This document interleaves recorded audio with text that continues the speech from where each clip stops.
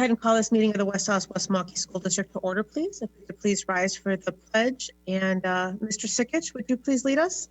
Certainly. I pledge allegiance to the flag of the United States of America and to the republic for which it stands, one nation, under God, indivisible, with liberty and justice for all. Thank you very much. All right, Suzette, could we do roll call, please? Yes. Mr. Sikich. Present. Mr. Schultz. Present. Mr. Lee. Here. Mr. Ustruck. Here. Mrs. Justum. Here. Ms. Klug. Here. Mrs. Kaiser. Here. Mr. Keller. Here. President Emmons. Here. Proper notice of this meeting has been posted in accordance with the open meeting laws of the state of Wisconsin. Do we have any additions or modifications to tonight's agenda, Dr. Lexman? I have no changes. Okay. All right, we'll move on to item 6, our public comments. We do have a chat open in Zoom. If you would like to register for public comments, if you could please put your name in the chat. And then that is how we will call people to order for public comments. Please keep in mind that the chat is used for registering for public comments, not as an ongoing commentary of the meeting. So I will wait a second to have that pop up before we move on.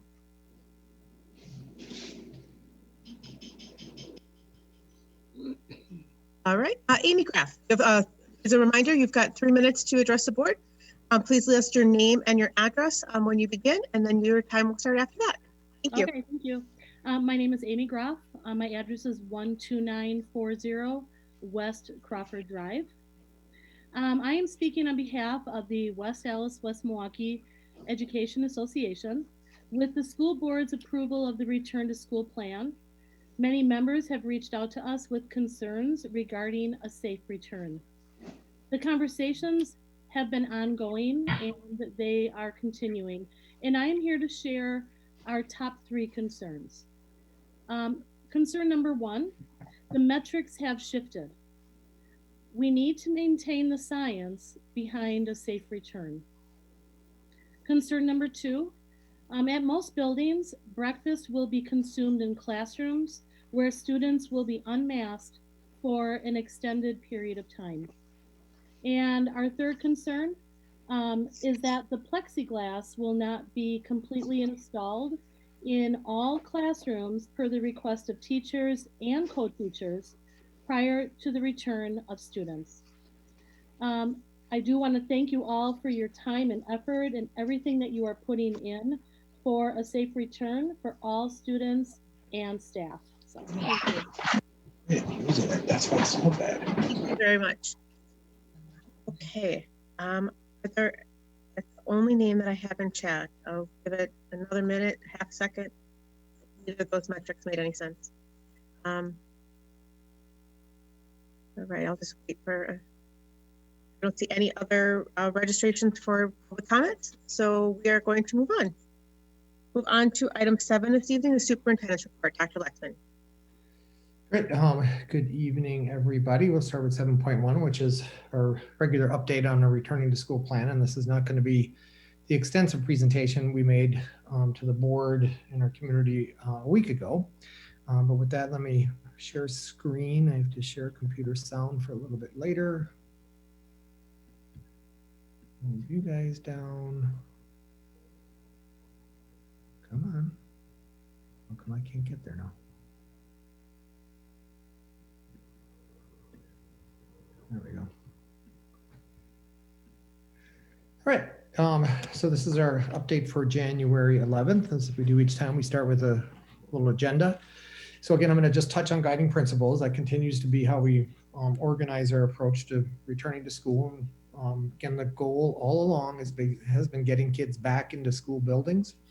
I'll talk about our external health metrics. We've done a little update to the way we're presenting them. Then the recent internal metrics and a revised dashboard that now includes the internal metrics. And after presenting the revised dashboard this evening, we'll make it available on our website or returning to school website. We'll talk again about phases 2 and 3, the quick implementation calendar. Then we're going to share our video about how we're making transportation on our school buses safer as we return students to school.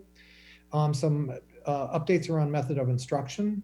Then the website update, and that is live with our plans around distance learning, which means for us phases 2 and 3. And then I'll touch on just the possible start of phases 4 and 5 based on metrics. And that was based on how we understand the board action from a week ago. A little update on leave of absence, because we've had some requests from teachers that, are continue to be concerned about returning. What are the options to continue to work from home until the vaccine is more widely available? And then, as we always wrap up, next steps and opportunity to answer any questions that the board may have. So again, the guiding principles, we continue to focus on safety and well-being. And even though we've changed the metrics that we're focusing on to begin phases 2 and 3, it's still health metric based. It's still been reviewed by our local health departments. It is consistent with the science that we turn to internal metrics, but it is still based in safety and well-being, a focus on learning that works for all. And, we've heard accounts from parents that for some students, virtual learning is actually much better, right? So for some kids, they're thriving. For some kids, the opportunity not to be always in kind of the social milieu of schools and the social pressure that comes with all of it is actually a very healthy thing.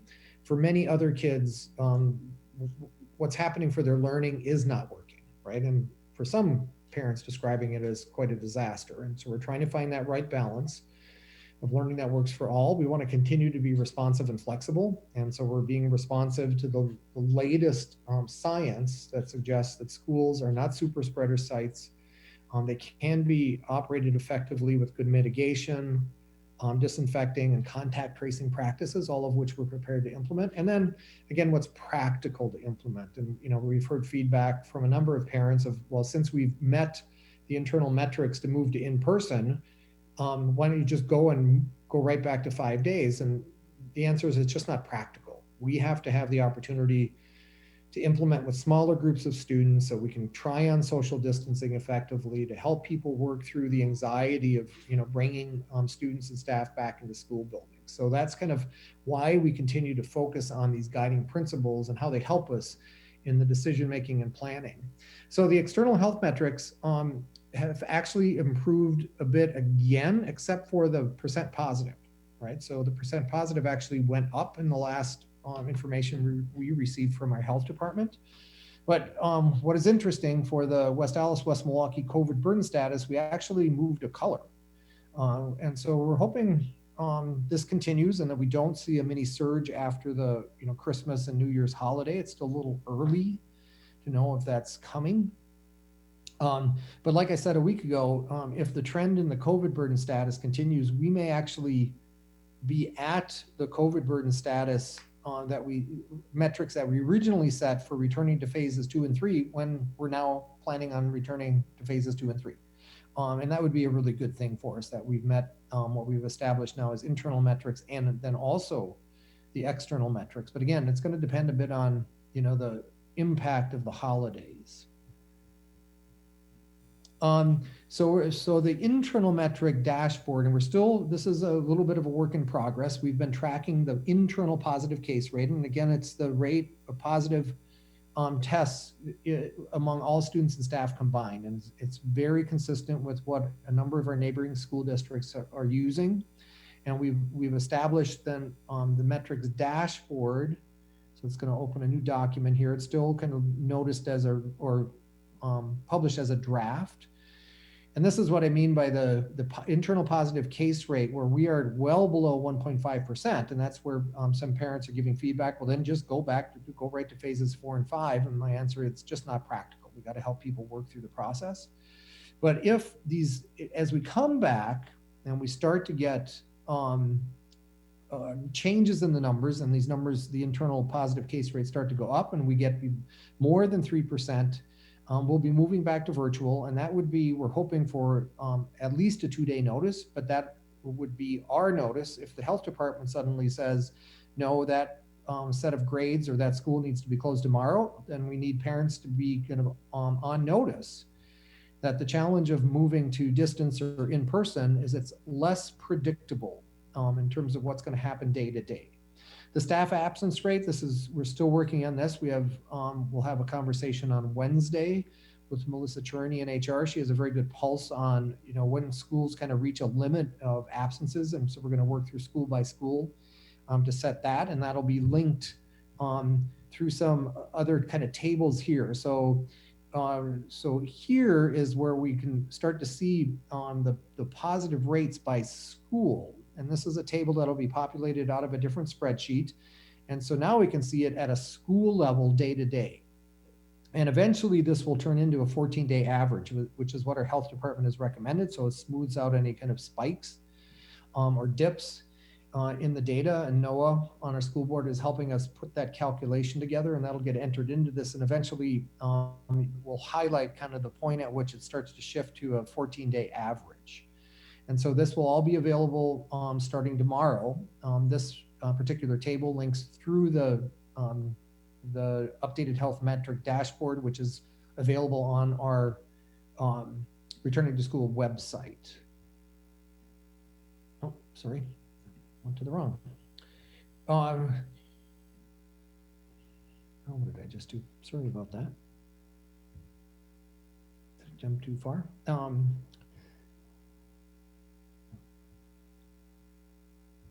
I don't like what my computer's doing today. So like I said, we're implementing phases 2 and 3, the returning to school plan, beginning with the start of second semester, provided internal metrics are met. And this is in italics because this is what we understood that the board approved last Monday, right? And even though, like I said, we're well within the green, we're taking kind of a slow, cautious approach to help everybody adjust and adapt to the new way we're going to do school when we come back together. So then we've seen this before. This has been jazzed up in the terms of the way it's presented. So we're starting then with, that we'll actually have everybody back in school starting February 1st for 2 days a week. And the week prior, there's a records day for teachers. There's a extra professional development day. The Wednesday is a virtual day. So there's 3 days kind of leaning into the start of second semester. And then on the last Thursday and Friday of January, we're bringing back 4K, 5K, 6th grade and 9th grade. So they just get an orientation. And for 4K, 5K, they may be spread out during the day so that we're able to also have some adults come with little kids that are really nervous about, school for the first time, just like they would be in September. And schools are working on individual plans for that. So parents should be really attending to communication that'll start to come from their school. Then the transportation plan, right? So this is another one where we've had a good number of questions. So just like always, postcards will be sent to families that are eligible for bus transportation. So the postcard will have a confirmation of the start date, the pickup drop-off times, and boarding location for the 2021 school year. And we'll be sharing a video made by our transportation team, which is really pretty well done. And I want to share that with everybody this evening.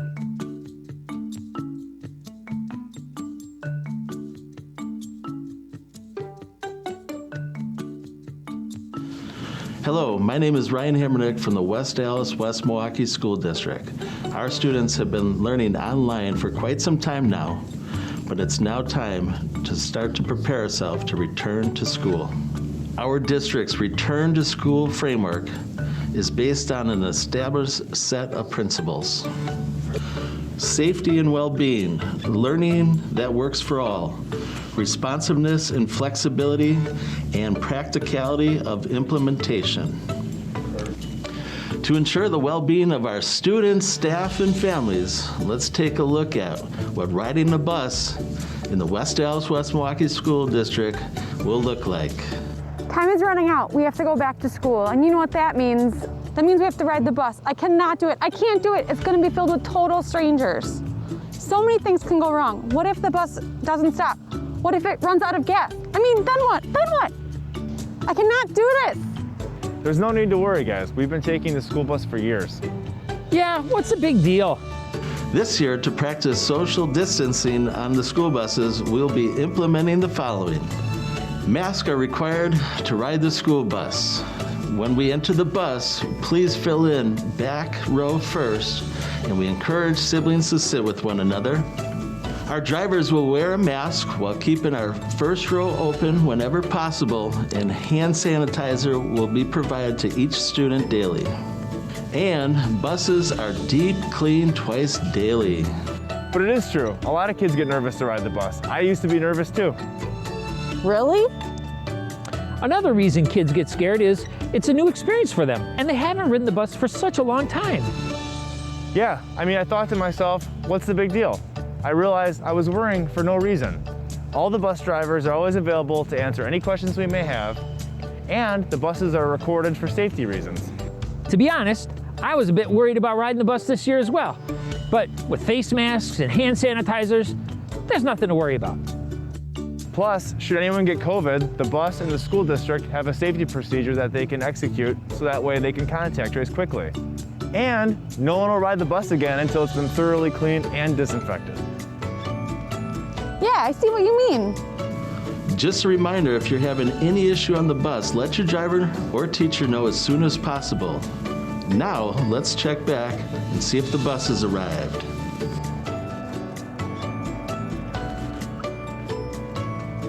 Oh, here comes the big old bus.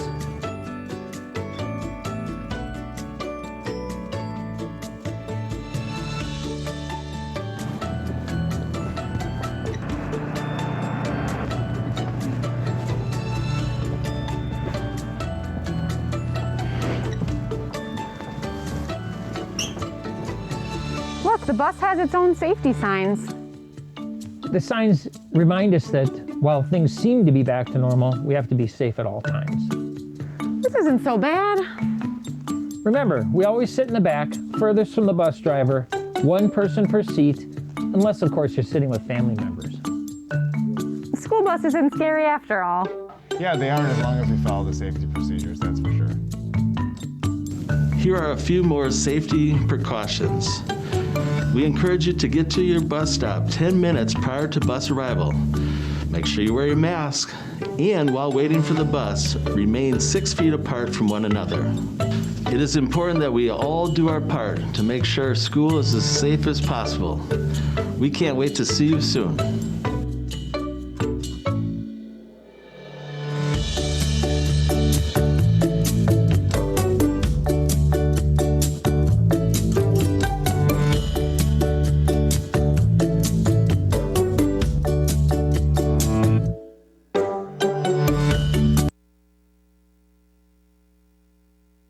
Yeah, so thank everybody that worked on that for us.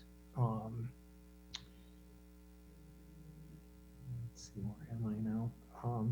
Yeah, so they did a great job, and I think the Oscar's going to go to Caitlin in this effort, and we hope it helps families and kids understand that we have protocols and good practices ready to roll, even in our transportation plan as we move into phases 2 and 3. Then the method of instruction. Right now, we're verifying or changing the method of instruction that parents have made for their children.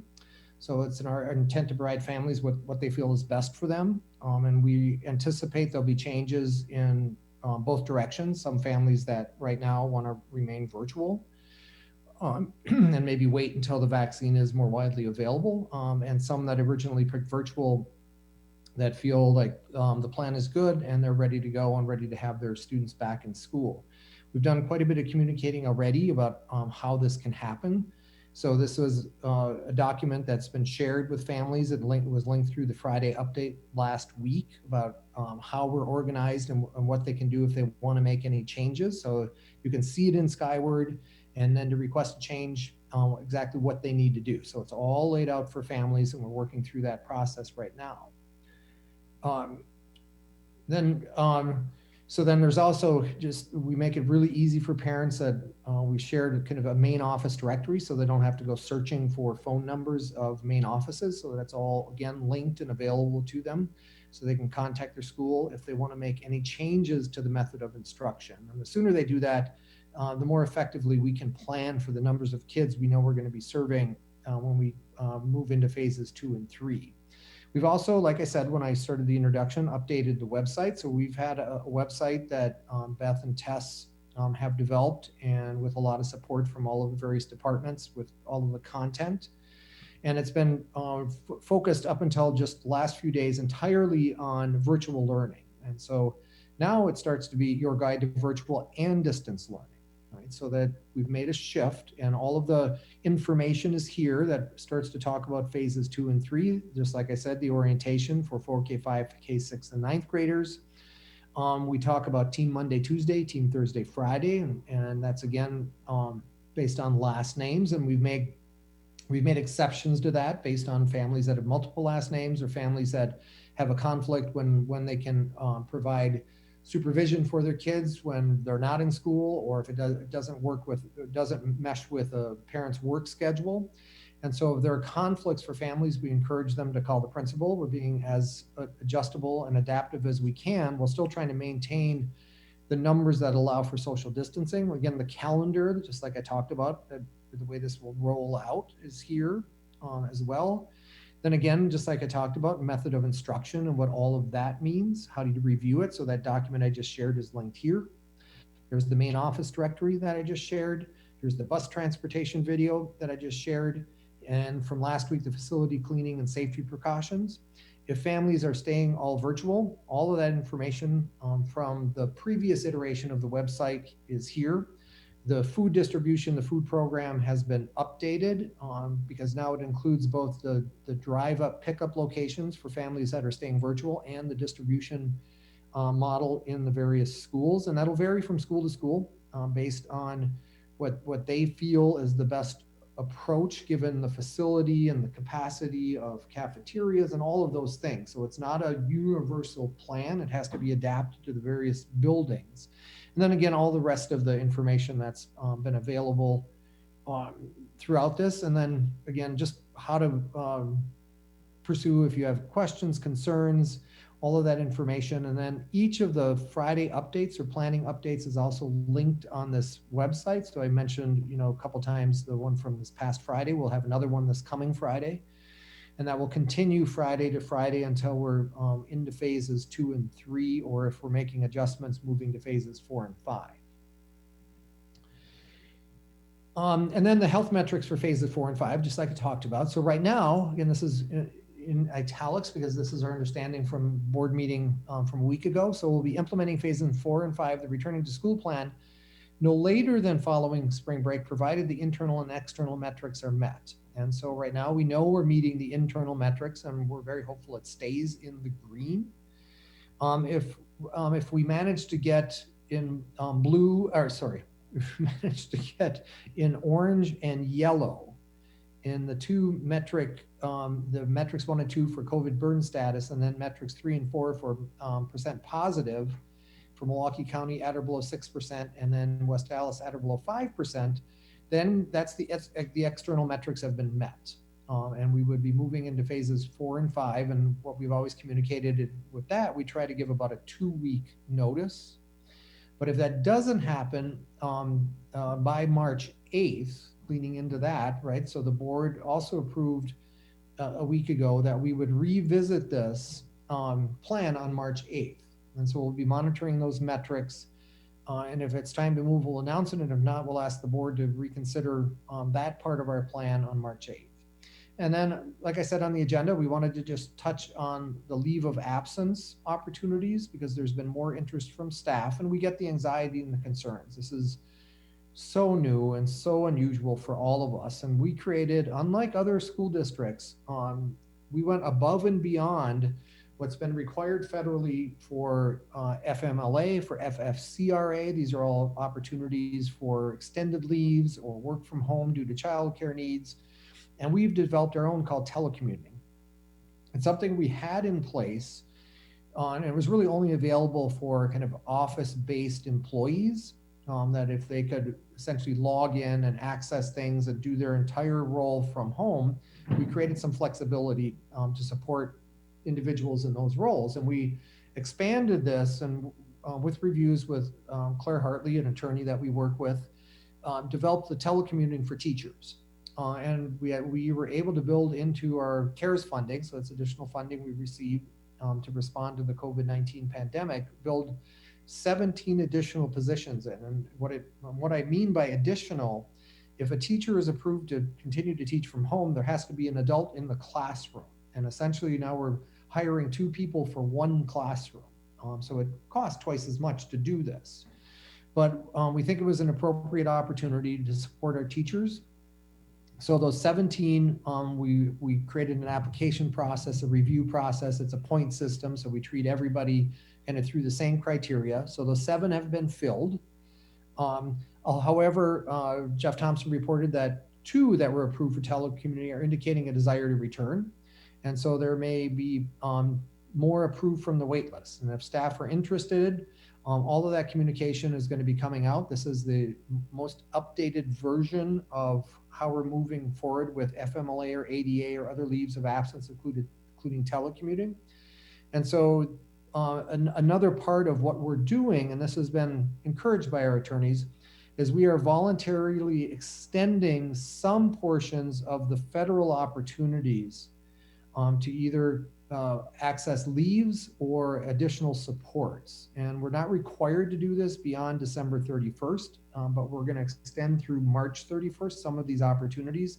And it's all articulated and laid out in this document for each of them and all of the associated forms that are necessary. So we'll be communicating this with staff this week so that everybody has the same information about how we're moving forward and how we're trying to be as supportive as we can. But again, trying to fulfill the main goal of what we've been trying to do all along is to get kids back in school. So that leads me to next steps.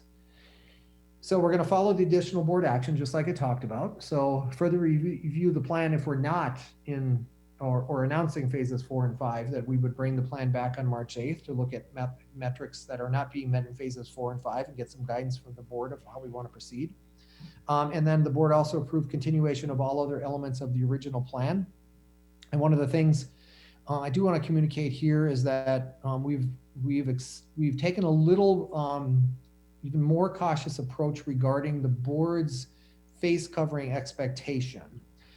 And so the board approved face coverings are required in buildings and on buses. And as we really thought through the planning and just how people come to school or leave school, so often we're outside gathering, waiting in lines. Sometimes parents come with little kids.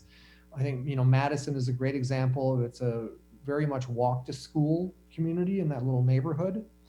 And so when people are gathered outside waiting for their kids to go in, we've added the expectation that masks are required. And even though that's not what the board approved in situations like this, the board, essentially what we interpret is the board has established a minimum, not a maximum, right? And so for us to go, and that's common. So if you think about even the way we've understood the governor's orders on masks, we have to comply with the minimum, but we can certainly are permitted to go beyond that. And so we've taken a similar approach here. We just think it makes absolutely perfect sense that if we've got people waiting outside together in groups, we're going to encourage them to socially distance, but require them to wear masks. That doesn't mean that, if you're dropping off your student in a vehicle and you pull up onto school grounds, because some schools have, the drive-up drop-offs that are on property, you don't have to wear a mask in the car. But once a young person or a parent gets out of the car, we expect that they're going to put their masks on. Then the Friday communication, that'll be on January 15th. That's going to focus on finalizing method of instruction and transportation for phases 2 and 3, just like I talked about, and we call that distance learning. And then we're also going to publish the updated health metrics that I just shared, and that's going to be a little bit of ongoing work as we evolve that into the 14-day average, and then set the absence rates for the individual schools. So with that, I'll take a little pause, and Stephanie, if you'll help me if there's any questions from board members at this point about the return to school update. Marty, can I add one thing from next steps before we jump in is also that we're finishing the contact tracing video. So similar to how we had a video about cleaning and a video about riding the bus. I apologize, I didn't get into the notes today. We're still working on that one so that the community and staff and students will know what to expect should we need to be contact tracing. It seems the shorter videos are a really good way to make sure people understand the process. Good. Yep. Thank you. Thanks, Deidre. Kristen? I had a quick question about have we had much updates on how vaccination distribution is going on in the state, where teachers lie on that, and if the health department that we are using is going to be able to, do we have a timeline on that?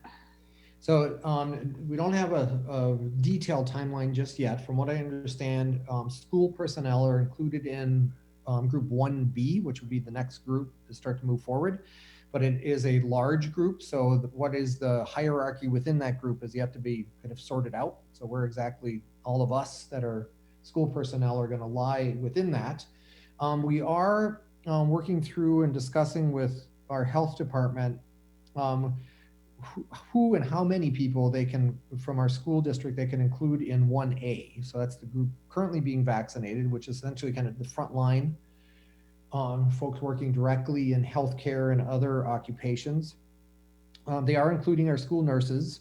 We've asked that they include the health room monitors. We're going to review this again tomorrow. Our school nurses have provided some additional feedback. We're going to have a conversation with them tomorrow, and I've already shared it with our health department. Our school nurses would prefer and are advocating for that. Rather than health room monitors, they would move forward with our kind of OTPT and individuals that work very closely, right? We have students with profound and sensitive health needs that require close contact. So we may work with our health department to see if we've moved those folks into the 1A group even ahead of our health room monitors, because health room monitors are expected to use social distancing, protective equipment, and stay the 6 feet apart. But occupational therapists or other therapists, they can't do their jobs 6 feet away from a young person, right? So we're working through that. I did see reports today that, the Wisconsin Center is going to become a great big vaccination hub for our area. So I think that's encouraging if they're really trying to mobilize all in one area. And then we're also ongoing conversations with Zach at the Wellness Center to see if they can become a vaccination site, because what it would allow is just a more expedited access and more convenient access for our employees to be able to get vaccinations through our Wellness Center. So that's where we are. There's still lots of unknowns in that, but at least there's information that tells us there's some progress being made. And I have a quick follow-up also for, I think Mr. Eichmann can probably answer this. What is the timeline for making sure safety, plexiglass and such are in place in classrooms? All the remaining plexiglass that's at 9333 will be delivered by the end of the week, and it'll all be set up before the students return. Yep. So that's where we are. We've started to have additional requests, which is not a surprise, and we're going to accommodate as many as we can. We're prioritizing plexiglass that is going to go into spaces where social distancing is either unlikely or not possible, right? So that's the most important thing. So for example, if a teacher asks to have plexiglass put in around their entire podium where they stand in front of a class, but that podium could be moved more than 6 feet away, well, we're going to focus on plexiglass in a different space first. And so, right, even, plexiglass is still a little bit difficult to get, not as much as it was earlier on, but we've got to have some prioritization inside of that. But everything we have in the plan we've built so far will be ready to roll, and we're going to accommodate as many requests ongoing as possible. Noah?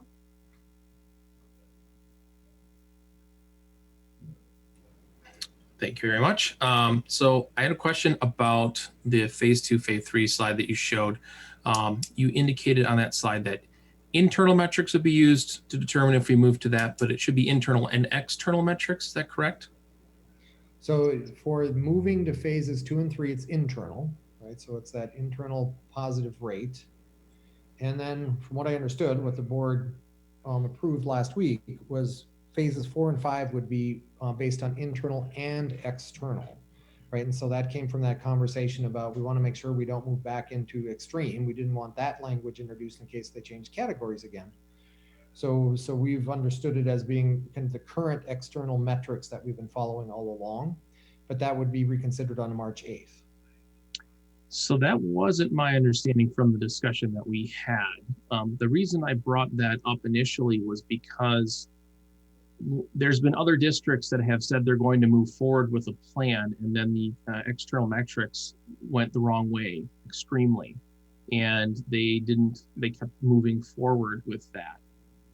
Right now, the internal metrics are great, but we don't have many people in buildings. Right. And I think that we will see that change once we do get people in buildings. So that's why I think it's important. And I apologize if my comments last week were misconstrued, but the external metrics are important to continue monitoring while we're moving into phases 2 and 3. If we see a shift in our burden rates back into the critical range, it would not be, in my opinion, the best move to continue moving forward to phase 2 and 3. We should pause at that point and wait for those burden rates to come back down. Right now, burden rates are looking like they're heading in the right direction, which is good. Right. The percent positive rate going back up is concerning. It's most likely due to the fact that over the holidays, the sicker people are going to be being tested versus the people who maybe don't have as many symptoms, aren't going in for, things that require a COVID test before they can do them. So that the numbers this coming Friday will be very telling to see if that trend continues, as far as if the percent positive rate continues to go up, or if we see a course correction on that as more tests come in, which would drive the percent positive rate down. But the biggest thing for me on this, and if the other board members want to chime in, but my understanding was we were looking at both internal and external metrics, because those internal metrics are going to be definitely skewed low. Yeah, so I got a little confusing at the late hour of exactly what the board adopted. So this is how we've come to understand it, but definitely sensitive to the reality of if there's a sudden shift in those external metrics as we're moving closer to phases 2 and 3, I would definitely push pause. And we want to consult with our health department on that. And right, we talked about, if it moves back to the highest categories, then I understand that. I think from the board's conversation, there's the expectation of me that we're going to pause until those things shift again. Because I want to be consistent in the approach we've taken, and I use the language kind of slow and cautious, and I think pushing pause there would be consistent with that approach. So that's kind of how we're moving forward at this point. But I'm hopeful that we get to the COVID burden rates that actually tell us we would have gone into phases 2 and 3 about this time anyways. That would be the best news for everybody. Definitely 100% agree. I just want to make sure that, because I have heard some concerns from staff that, they're looking only internal metrics. And I really think the internal metrics right now are, and I think this is for everyone who's listening right now, it's a false sense of security, because we don't have many people in buildings. So even though we do have our internal metrics saying that we are good to go back for 5 days a week, it's kind of foolish to look at that and say, oh yeah, we're good to go. Because once you multiply by a factor of 100 the number of people that are in a building at any given time, I think that you're going to see a different change in what those internal metrics are. And we won't really know how well we're doing or how well things are going until 2 weeks after we move into phase 2 and phase 3, and then we can see what those internal metrics actually look like. It's at that point that we can evenly weigh those with the external metrics when we're making our decisions. Again, in my opinion, that's where my comfort level would be. So I just wanted to make sure that we were still looking at those external metrics as we're moving towards that phase 2, phase 3 live date. And then the other question I had was regarding meals. This is not something that was kind of extensively talked about last week. Having breakfast in in classrooms, having some buildings where lunch would also have to be eaten in classrooms. Has there been any thought about trying to stagger how many people are eating at one time? I know maybe with scheduling it might be difficult, but to try and limit and mitigate as much as possible how many people are unmasked and doing something like eating, which is obviously, going to have a lot of water droplet formation as we enjoy our foods and drinks and whatnot. So has there been any plans or things around that? I know it's building to building about what that's going to look like. I can speak to that one. So when we first went virtual and created our plans to go back in summer, we talked through extensively with each school to plan for, if they could, to create more meal times and therefore have less students in one area. And also this is where the analysis came into play of having less students in one space. So not just having like lunch like we normally would or breakfast like we normally would, but rather have it in the classroom. So that analysis went into, in-depth consideration within each school with Steve Kosner, our food service manager, and the principals. So there was a lot of thought put into those plans. And the reason why meals often in some schools are taking place in the classrooms is because having meals in the lunchroom was more students being exposed to each other without masks on. And so this was fewer students in a space with greater social distancing abilities. And I presume the health department was aware of the plans for meals, and they were okay with the thought processes behind those? Mm-hmm. Yep, we worked through our plans with the health departments as well. Okay. You have another question? If not, I've got a couple more board members. No, that's go ahead. Thank you very much. Thanks, Noah. I had to unmute. How are we preparing staff and building leaders to deal with any people that may not want to be wearing their masks outside of a building or a student inside of the building? And that's going to happen. Yeah, so Deidre, you can jump in on this one as well. But yeah, we've talked about this quite a bit, and we'll use what we normally do kind of in a behavioral concern. So it's teach, reteach, warn, contact parents. And if we're still not getting compliance, we're going to very quickly move to, well, then you're going to be a virtual student. Now, there are some, health-based exceptions to wearing masks, and so we have to honor those kind of things. Yep, I got that. But a family that says, my child, we're just not going to do it, then that's telling me you want to learn virtually, and that's okay. We have that option. And so we've been communicating that. And so that's going to be our approach. What we have learned from neighboring school districts is that actually kids have gotten pretty good at wearing masks. They've gotten pretty comfortable with it all, and they're surprised by how well the younger kids have done keeping masks on for extended periods, even all day. It's tends to be older kids, and honestly, the feedback is the adults are less compliant. And so that's some work we're going to have. So Deidre, I don't know if you want to add anything there. Yeah, the only thing I would add to that is that we've also asked teachers to start practicing wearing masks in their virtual sessions over the course of the next couple of weeks. And so just so that there's tons of prep time to say, hey, we're all going to be putting our masks on. The one thing that is going to be a bit of an adjustment for students is the length of time that you're wearing the mask for a whole school day, even with mask breaks. It's a lot longer than most of our kids have had to wear one in any given circumstances. And the first couple of times you do that, it's just different.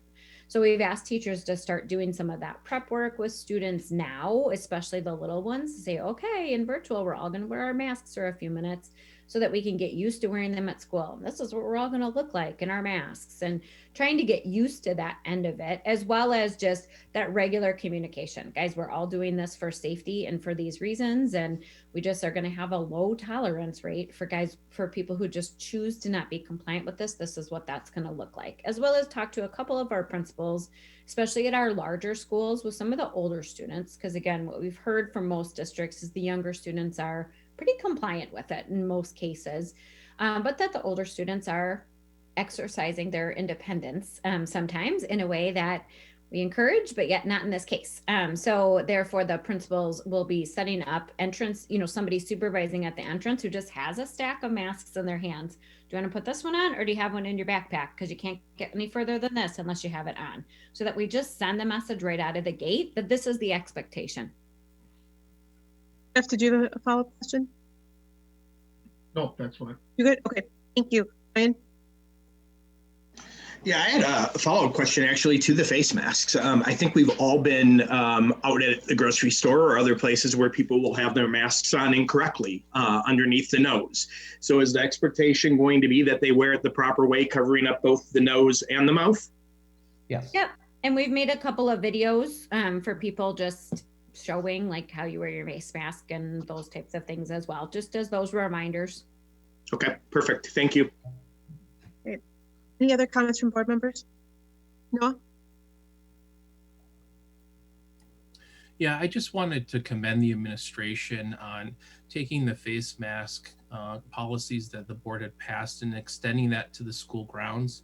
I really think that's been important. There's been some new research that shows that even in outside conditions that communicate a transmission of COVID-19 can happen in unmasked situations. So I want to say that I support that change. I'm glad to see that it happened, and I think it's going to be important to maintain the safety in our buildings.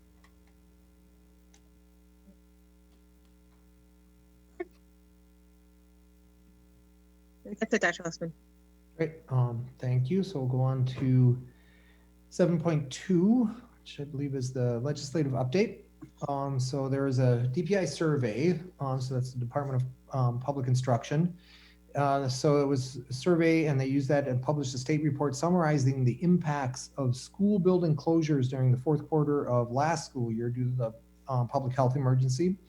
And so that was pursuant to Act 185. So the DPI surveyed all 421 Wisconsin public school districts on the delivery of virtual instruction, meal service to students, staff layoffs, school district expenditures, and more during the period of school building closures.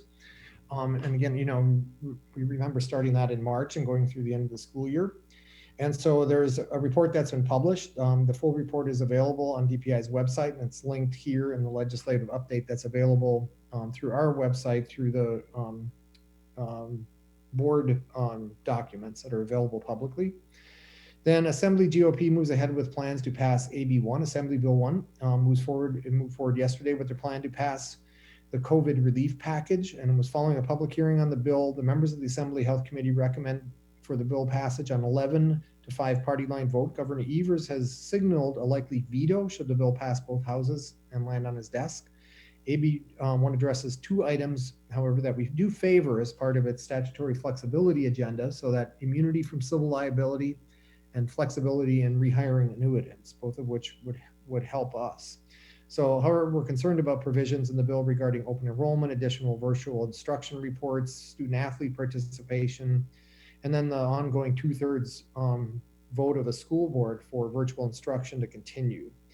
And so the feedback we've gotten from SWSA that this is likely not to move forward, or if it gets vetoed, it wouldn't be overridden. So we're not sure kind of what the COVID relief package will look like after that, but this is the first kind of effort at a COVID relief kind of state level at this point. And then at the federal level, Consolidated Appropriations Act of 2021 was signed into law by President Trump on Sunday, December 27th. The act made changes to the Families First Coronavirus Relief Act, and I just mentioned that earlier, the FFCRA. It did not extend the mandatory leave portion of the FFCRA. Therefore, as of January 1, 2021, employers will no longer be required to provide the mandatory emergency paid sick leave or emergency paid FMLA leave, the EFMLA, under this. However, employers may voluntarily allow employees to take on any remaining FFCRA leave through March 31st, 2021 and we would continue to receive the applicable tax credits for that leave. So that's, like I said, advised by our attorney. So we are extending those leave opportunities through March 31st of 2021. And then in the recognitions, so first of all, in West Allis Central High School in December, Trishena Brown was named as the Journal Sentinel Girls Basketball Player of the Week. So the 5'7" sophomore guard averaged 27.5 points and 16.5 rebounds in home court victories over St. Francis and Catholic Central. On December 21st, 2020, she posted 24 points, 12 rebounds, 5 blocks in a 63-19 victory over St. Francis. And the next day, she finished with 30 points, 19 rebounds, 7 blocks, and 5 steals in a 71-45 victory over Catholic Central. So we're crazy proud of her and her athletic accomplishments. At Shared Journeys, a huge thank you to all supported Shared Journeys to help make the holidays bright in lieu of our annual Santa Saturday. Our staff made front porch drop-offs with gifts for our students and their child. At James E. Dotke, thank you to social worker Mary Pat O'Hara and head secretary Nancy Tarango for getting donations from multiple community partners to make 21 Thanksgiving food baskets and then later 16 holiday food baskets for district families.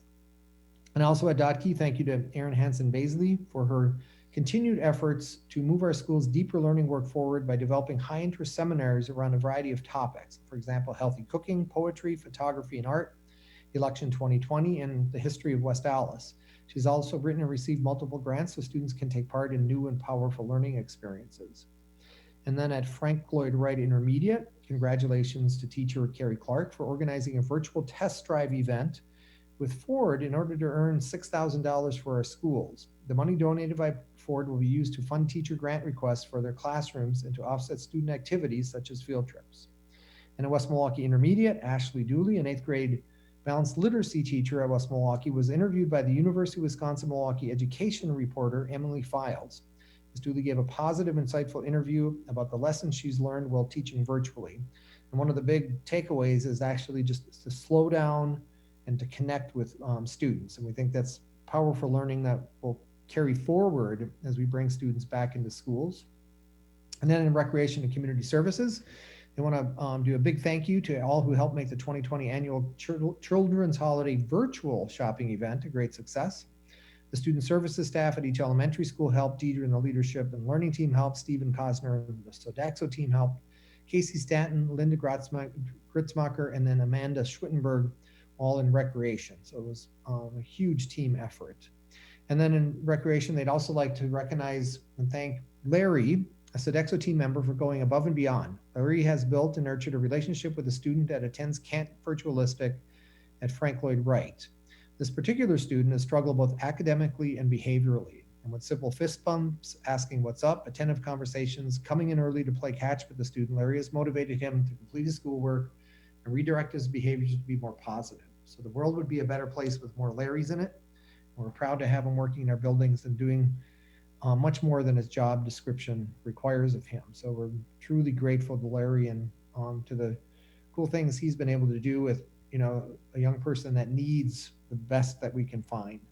And then finally, a couple of quick updates from me. So we try to respond to public comments that are made during board meetings, and there was a lot of public comment, as the board is aware, on January 4th regarding our return to school plan. And much of it was responded to during the January 4th presentation, some of it in the presentation this evening, but also in the Friday update that went out this most recent Friday. And so we've tried to respond as much as possible, as well as we can, but we're not going to be individually responding to everyone, just out of the capacity and time. Then, like I said earlier, we're working with our health department to getting some of our staff included in the 1A vaccination plan. And then, like I said, we're exploring vaccinations through our wellness center, and so that'll be ongoing work. And if as soon as that becomes a reality, we'll be advertising, communicating that, recording a video of myself or other leaders participating in the vaccination to encourage greater participation. And then finally, the kind of majority of this evening's meeting is probably on the facility presentation. So this is helping the board kind of get all the way caught up to where we are in our facility planning process. And that's really going to start moving much more quickly beginning tomorrow. It'll be the first time the FACT team meets. That is a public meeting that people can participate in through Zoom, although it is only the members of the committee that are actually engaged in the discussion and conversation and question and answers, but it can be observed publicly. And so we're making that available through Zoom, and hopefully as this process continues, there'll be a point at which we actually have people back in the room together. It'll be a little more efficient in sharing information and answering questions. But we're really pleased that this is really going to start to get some steam behind it, leading to what we hope is an opportunity to do some pretty significant upgrades to our facilities. And with that, that includes the superintendent's report. Great, thank you, Dr. Lutzman. All right, we move on to our agenda this evening. Item 8.1, the review of the board calendar. Today's January 11th. We've got a regular Board of Education meeting, and immediately following, as Dr. Lutzman just alluded to, we've got 2 workshops this evening: financial stability and efficiency, one on our open enrollment seats, and the next one on the overview of facility capacity study, the CIP list, long-range facility master plan, and overview of the FACT meetings. Next Monday, January 18th, starting at 6 o'clock, you have a workshop on our Neola policy review. On Monday, January 25th, starting at 6 p.m., we have a regular Board of Education meeting. And then on Monday, February 8th, beginning at 6 p.m., we have a regular Board of Education meeting as well. Do any board members have any community updates? All right, and we will move on this evening to our consent agenda. Heather, I'm already looking at you. I know it's coming. So we've got 3 items this evening on the consent agenda. Item 9.1, the approval of minutes. Item 9.2, the employment summary. And item 9.3, the supplementary contracts. Does anyone need anything separated? 9.2. 9.2. All right, so then if we don't need anything else separated, we would look for a motion on items 9.1 and 9.3. So moved. Second. Moved and seconded. Any additional comments or questions on 9.1 and 9.3? All those in favor say aye. Aye. Aye. Opposed?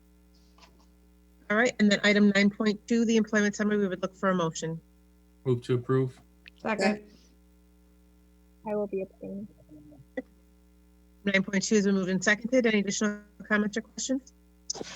All those in favor say aye. Aye. Aye. Aye. Opposed? All right, this passed through. Thank you very much. All right, move on to our action item for this evening. Item 10.1 are the WASB resolutions. So just a little background on that, and I'll turn it over to our delegate for this year. So the Wisconsin Association of School Boards obviously has their annual convention, and each school board representative has a role in the delegates convention. The WASB will put together a list of recommendations for items for approval, for legislation consideration, things like that. And so they ask the board, each individual board, to review the resolutions and vote on them at the state conference. So this year, Kristen is our representative, our delegate, and Jeff is our alternate. And so they've reviewed those and are going to discuss their thoughts on the resolutions for this year's consideration. Go ahead, Kristen. I guess my quick question to the board is, would you like us to go through each item quickly, or would you like to, I can address each one very quickly about the general idea of what they are, and then we can just move forward with any questions? Sure. Let me see if I can share my screen.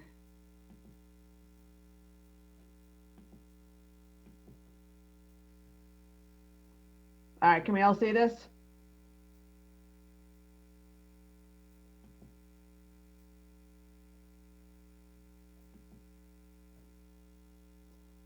I tried to share my screen. Did it work? Oh, I didn't hear you guys. I'm sorry. It's my first time doing this, folks. Hang with me. I feel like Dr. Luxman. All right, so Resolution 21-1 is a 1-cent sales tax for school infrastructure, supporting the implementation of a new statewide 1-cent sales tax to help public school districts build, maintain, and upgrade facilities, upgrade district technology, infrastructure, software, and teacher training related to technology, and help lower property taxes for Wisconsin taxpayers. It's pretty self-explanatory. It's intended to provide more equity across the state. A lot of these this year you'll see are addressing equitable access to technology, internet, and broadband. Resolution 2102 is the broadband access rationale, which includes WASB supports legislation to expand affordable, reliable, quality broadband access for all Wisconsin communities, including funding for school districts to ensure broadband access and devices for students and staff in their schools, school districts, and communities. We also support expanding federal funding for school technology provided through the E-rate program, as well as loosening restrictions on the use of E-rate funding that limit permissible expenditures of such funds to items on or pertaining to a school premises. As we know very well this year, with having to go to virtual, broadband access has become a hot topic and a sticking point if we want to have equitable education throughout our state. Enrollment hold harmless. WASB salutes legislation to create a hold harmless exemption in district membership calculations used for revenue limits and per pupil categorical aid to mitigate the effects of enrollment fluctuations caused by extraordinary public health emergencies or other disasters or emergencies that disrupt large portions of the state. This is focusing on that third Friday count, second Friday count in January, with our numbers fluctuating due to being virtual. We want to prevent that from being an issue when it comes to budget distribution. Resolution 2104, WASB calls upon the DPI to provide sufficient curricular resources and professional development opportunities for teachers to assist all school districts in fulfilling the requirements of 1989 Wisconsin Act 31, including initiatives that promote increased student academic competency regarding 1989 Wisconsin Act 31. Pretty self-explanatory that all districts, actually it's a law that all districts should be able to provide as much resources and curriculum and materials as teachers need to suffice for Act 31. Resolution 2105, WASB supports legislation that would grant state and federal flexibility for districts in providing educational services, particularly special education services, to students during school years disrupted by extraordinary public health emergencies or other emergencies that affect large portions of the state or nation.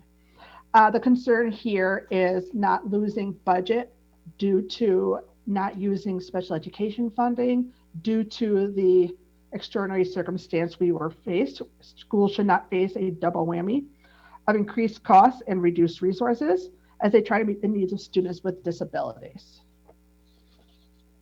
If I'm going too fast, someone can holler, but I'm gonna keep going. Assessment and report card waivers. WASB supports that public school districts should continue to assess student growth and performance using assessments and measures approved locally. However, WASB also supports legislation specifying that in any school year during which a public health emergency, pandemic, or other disaster or emergency occurs that affects large portions of the state law requiring assessments to be administered annually to pupils attending the school in a public school district, independent charter school, private choice school, or special needs scholarship program would not apply, and the DPI would be prohibited from publishing school and school district accountability reports in the following school year. So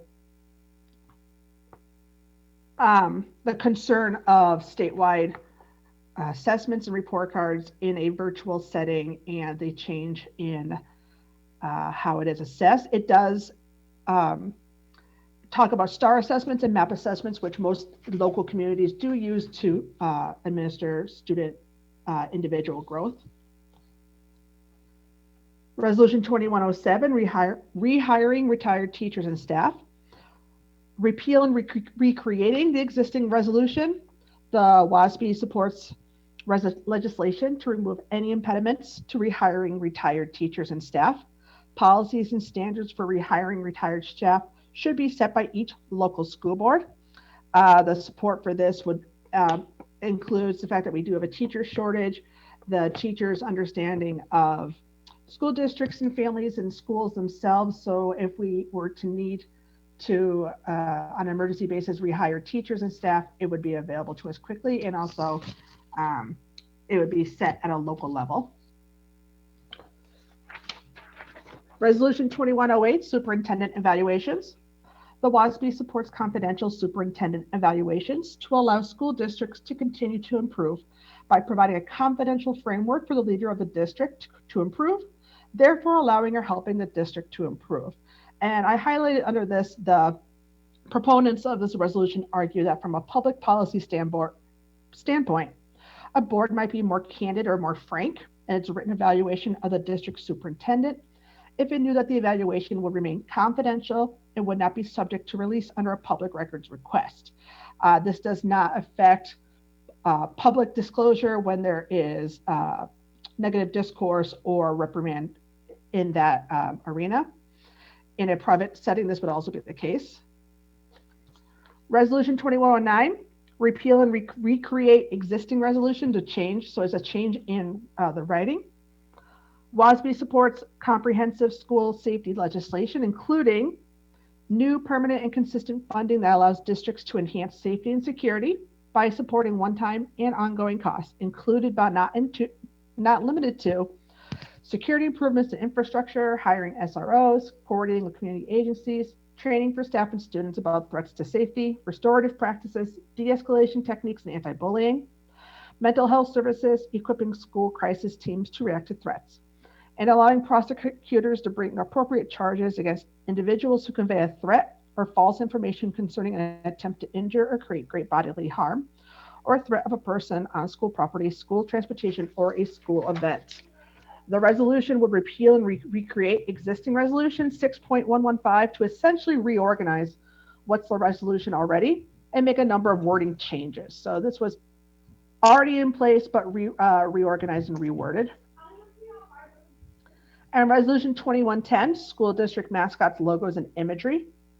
The WASB encourages school boards and districts to identify imagery, practices, or processes that may create a school environment that is not safe and welcoming to all students, regardless of their race, ancestry, or ethnicity, and to initiate discussions at the district level that would lead to the retirement of mascots, logos, imagery, practices, or processes that may create a hostile, divisive, or unwelcoming school environment. This one I did reach out to local tribal members, and the only concern people have on this one I've spoken to is that it's at district level. I know in the past there has been efforts to move this to a state level, and so if as a board we vote to accept these resolutions, I would like to have confidence that if it were changed to the state level, that's something we can vote on without having to come back to the board and say, oh, it was just a district level agreement.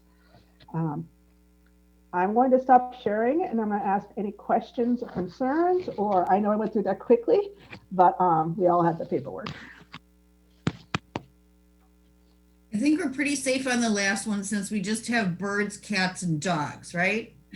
We are. I know it's a statewide. As I know, like I said, though, like because it is a local, they're claiming it for local. It is a statewide effort, and everybody, I think, on the board knows my very deep personal concerns about mascots and logos and imagery.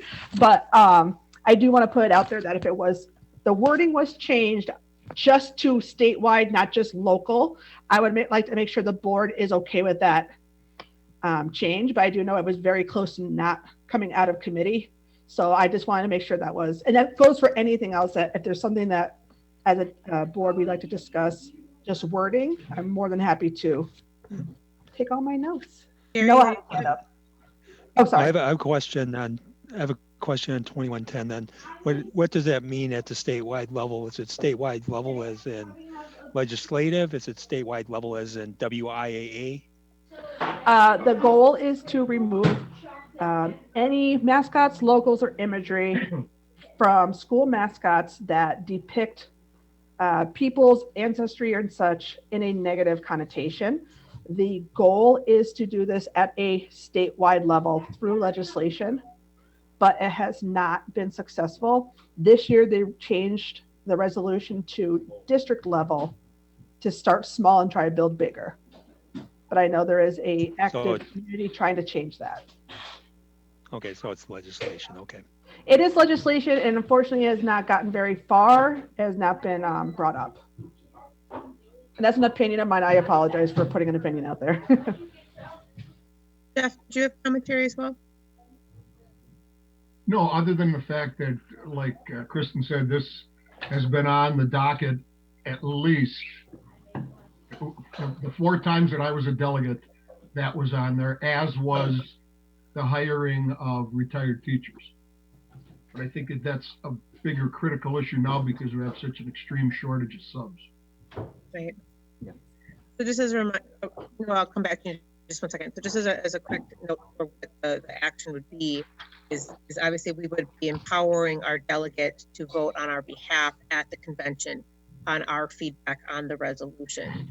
So if there are resolutions that the board cannot support, then we would be authorizing our delegate to vote in those particular, on those particular resolutions, or not to vote, or to abstain, or to vote a certain way on some resolutions and a certain way on other resolutions. So those are the instructions that we would be providing today with our vote on these items as Kristen has presented. So just to make sure this is kind of newer. So Jeff, real quick, and then Noah, I'll get back to you. Jeff? I move that we give our delegate the authority to vote positive on all 10 of the resolutions. Second. Before we move forward with a vote, I know there was one more comment. Noah? Yeah, I just, is there any opportunity to add things to any of the resolutions? And I'm specifically looking at 2110, not because I'm opposed to it, but along with those comes a monetary connotation for a district, which can be quite substantial depending on what is all involved in changing a mascot and name. And I was hoping, and I've seen these in the past, and I always would like to see something along the lines of a grant opportunity where districts who are looking to make this change could apply for X amount of dollars to help offset the costs of changing it. And I think that there might be districts out there who would be more than happy to change it, but just don't have the dollars in their budget to completely redo everything they have at their schools. And so I was wondering, is there any avenue when you're at the convention to try to add in something like that? So along with the resolution would be also encouraging a funding mechanism that districts could apply for in an attempt to help pay for the cost of making those changes. No, I'm not sure that that's available now, but I know in the past, when the resolutions come up, they have like resolution 101 kind of thing the day before, and that's the time that you can add any amendments or change wording. I'm not sure how that'll work this year being virtual, and I'm not sure if, because we're virtual, we can do that ahead of time. Okay. It's a great point, though. I mean, that's really good. I'm writing this down, and I will address what I can. I appreciate it. I just think that it would help districts with that, because I know a number one thing that's brought up when this is, besides alumni not wanting to make the change, is how are we going to pay for it and how much money is it going to cost? If we're talking about changing gym floors and things like that, it can get into a pretty high number, and some of these districts just do not have the dollars to do it. Great point. But I would be in favor of all the resolutions as well. So. All right. Thank you. So we've had a motion and a second on approving, authorizing the delegate to approve resolutions as written. Any additional comments or questions? Gary? Stephanie, just a reminder. I need to recuse myself because of motion 21-02. That's the one recusal. All right, so we've had the motion and second and the notice of the recusal. Any final questions or comments? All those in favor say aye. Aye. Aye. Opposed? All right, great. Kristen, if you could provide an update then after the board meeting, you can add that to the board reports, president's report after the convention on how those resolutions were passed or didn't pass or updates, okay? Absolutely, thank you. Thank you guys. All right, so that concludes our action items for this evening. So we will now move into our workshops. On workshop 11.1, financial stability and efficiency on the open enrollment seat. Mr. Norris. Good evening, everyone. I'm going to share my screen here and have a short presentation to go through on enrollment and in open enrollment for next school year.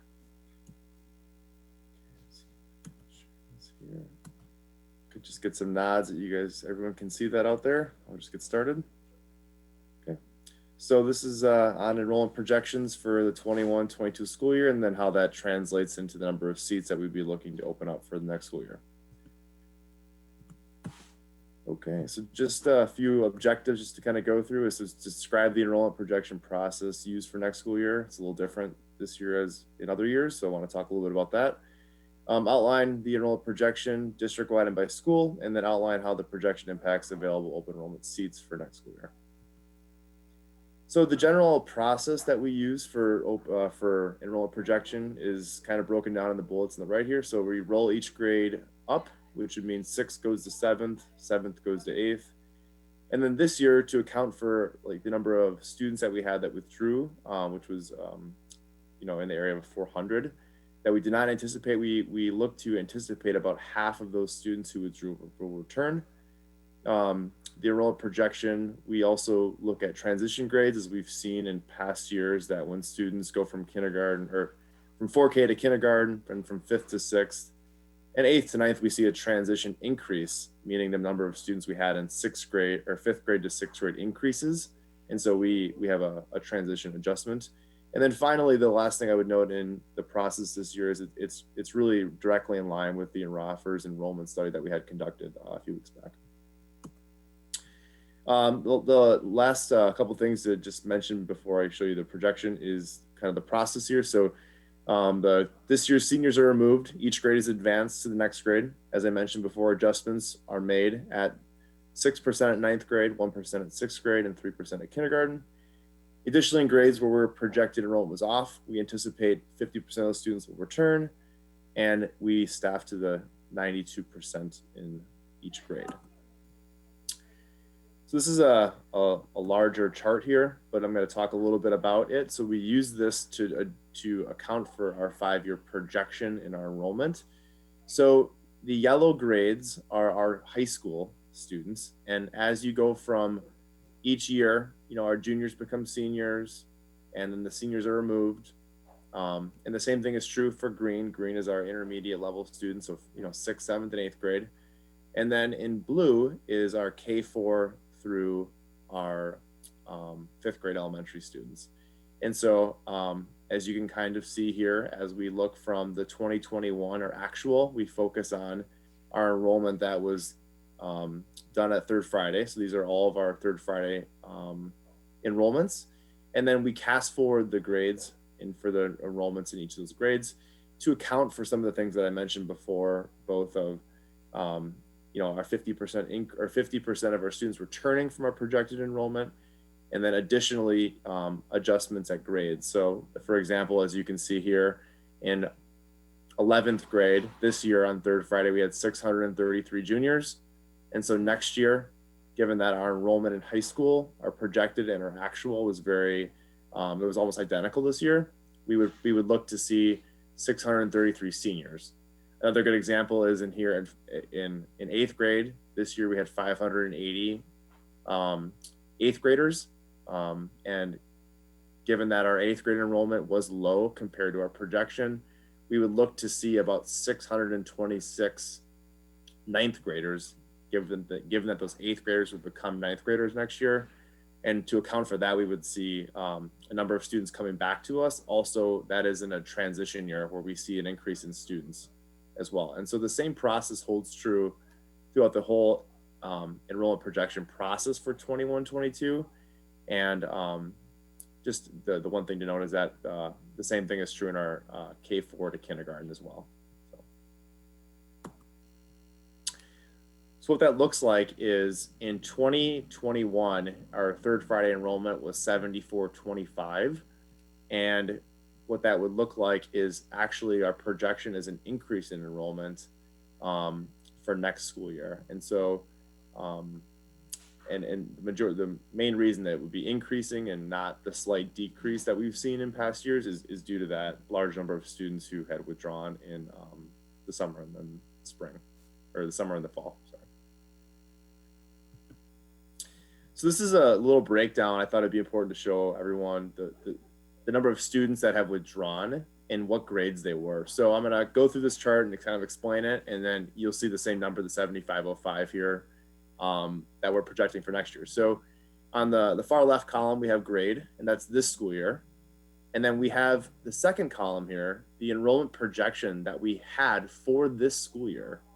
And then in column C, or the third column, we have our actual enrollment, what actually came in, and then the difference. So we just took the actual minus the projected. So in 12th grade, as you can see, we projected 623 students, and we actually had 650. So we came in low, which meant we had more students that came to school as seniors than we projected. And so the same process is done for each grade. So you can see that we were 8 students less than we thought in juniors. We had 1 more 10th grader than we thought. We had 3 less 9th graders. And then as you can see, as we go down, as I mentioned, high school as a whole, our enrollment projection came in very identical almost to the total number of students we projected at the high schools. But in our intermediate and elementary, you can see that that was the biggest chunk of students that we lost. And so, you know, that 22, we anticipate, like, for example, in 8th grade, we had 22 students that had withdrawn. And we anticipate about half of them will come back. And then we took half plus the actual to get to 626. And that's a transition grade. So that's where the difference is coming up. And the 11 doesn't get us to 626, but the transition adjustment does. So I just thought it was important to kind of outline where we lost most of our students. As you can see, the majority here was in 4K, as families can choose to keep their children home in those grades until they're 6. So the number of students that we project in our projected enrollment kind of it drives the number of sections that we need. And that is how we determine the number of sections we need in the district. And then also the fill rate's 92% tells us how many open enrollment seats by grade that we would be looking at. This is just another chart I included to kind of show you the trends. So we have more students we're projecting in our grades 6 through 9th, or sorry, 6th through 12th, as each of those grades are in the 500s and 600s. And so as we look to, the longer term 5-year process, we would hope that the younger grades would get into the 500s. That way our shift and decline would level out, and we might even see increases, hopefully, if that were to take place. But just a nice little chart to show you kind of the breakdown. So this is what we're looking at for the enrollment and kind of how that lines up for each school. And so it's just another good example of kind of where we're at with our enrollment for each building. So of the 7505, we're looking here at projected enrollment 2122. You can see that we're projecting 248 students at Franklin, and then TFS is the third Friday enrollment here for each school. So you can see, Franklin has 12 sections. We projected 266 students. Their third Friday enrollment came in at 249 students, and we're projecting their enrollment next year to be at 248. And really the same process is done for each school. And so we take the 7505 and we roll that out for each school and account for those adjustments too. And I think it's, once again, important to just look at what did we project last year and how many students actually were here on third Friday, and then comparing those number of students to the projected enrollment for next school year. How do we determine section size? So it's board policy, our teacher handbook, our class size ranges, and then our student to teacher ratios. Those are all the things that we look at to fill to the 92 percentile. In our elementary, our 4K, we plan for 18 in a class with a planned max of 20. So 92% of 20 is about 18 students. In kindergarten, the planned max is 22. We fill the 92%, so it's 20. And then we look at the same process as the grades get, as the students age, our planned max increases up to a max of intermediate and secondary into 30. And so our fill rate for intermediate and high school is 27 is the optimal 92 percentile, where we look to fill. And then the same is true for our 4th and 5th grade as well. And so that's really where we fill to. And that's the difference, is the open enrollment seats. So in any school where like for example, in 6th grade, if we were to have an average of 25, we would fill to hit 27 with open enrollment students. And so that is exactly how the calculation gets done for each single grade across the district. So what we have here is we have the projected enrollment for each grade, and then the number of sections that we require. And so those number of sections drive the number of seats. kind of said before, and just a visual for what we'll be looking at in a second here for the seats. So this is a lot of information, but to go through it, we'll end up with 223 open enrollment seats for next year. That's what we're projecting to have. And so how this works is on the far left column, we have grade, and grade, we have 4K. And then at 4K, we fill to 18 students per section as the planned max. So the number of sections in 4K we'll need is 23. So we have 18 students that we desire at 92% times 23 is 414. With a projected enrollment of 400, the subtraction of that gives us 14 new open enrollment students to fill to get to the 18 planned. And so that's how we get 14 students here as our new open enrollment. And the same thing is done here. So our planned max for kindergarten is 20. We have 24 and a half sections we're planning. That's 490 students we could have to fill to 92%. We currently project 466. So the difference here is 24. And the same process is done across. The only thing I would note here is our 11th and 12th grade students. We are above the 27 here. And so the reason that there's a 6 here is that we have 6 students, and it keeps popping up at the bottom. I know it's hard to see, but we have 6 students that are on tuition waiver, meaning that they're here with us currently. And in previous years, we have allocated seats for the 8 students we have on tuition waivers here, and 6 of them in 11th grade and 2 in 12th grade. So that those 8 are additional seats that we would historically have opened for students to remain for the last year or 2. And that is it. So I would ask if anyone has any questions, happy to answer them.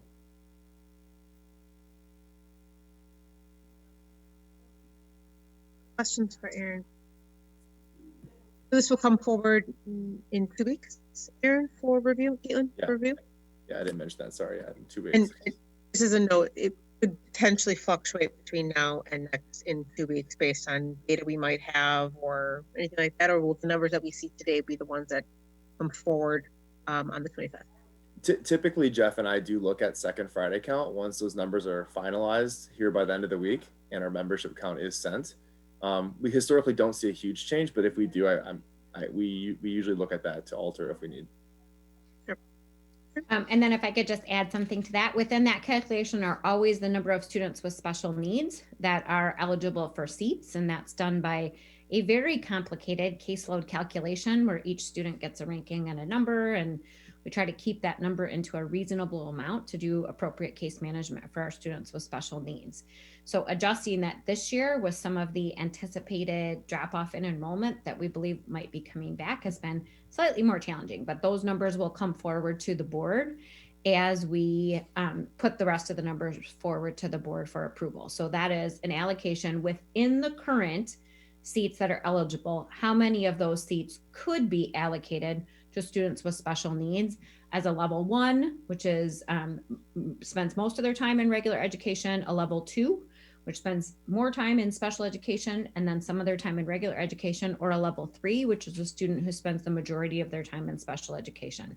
So those numbers will also come forward to the school board as well when we bring forward the rest of the numbers. Thank you. Any other comments and questions on the projected open enrollment? Will come forward in 2 weeks. All right. Okay, thank you guys very much. Look forward to getting that. All right, move on to our next workshop this evening, item 11.2, financial stability and efficiency, the overview of the facility capacity study, the CIP list, long-range facility master plan, and the overview of the factory. So get your water ready, right, Steve? And be ready to go. So we'll turn it over to you.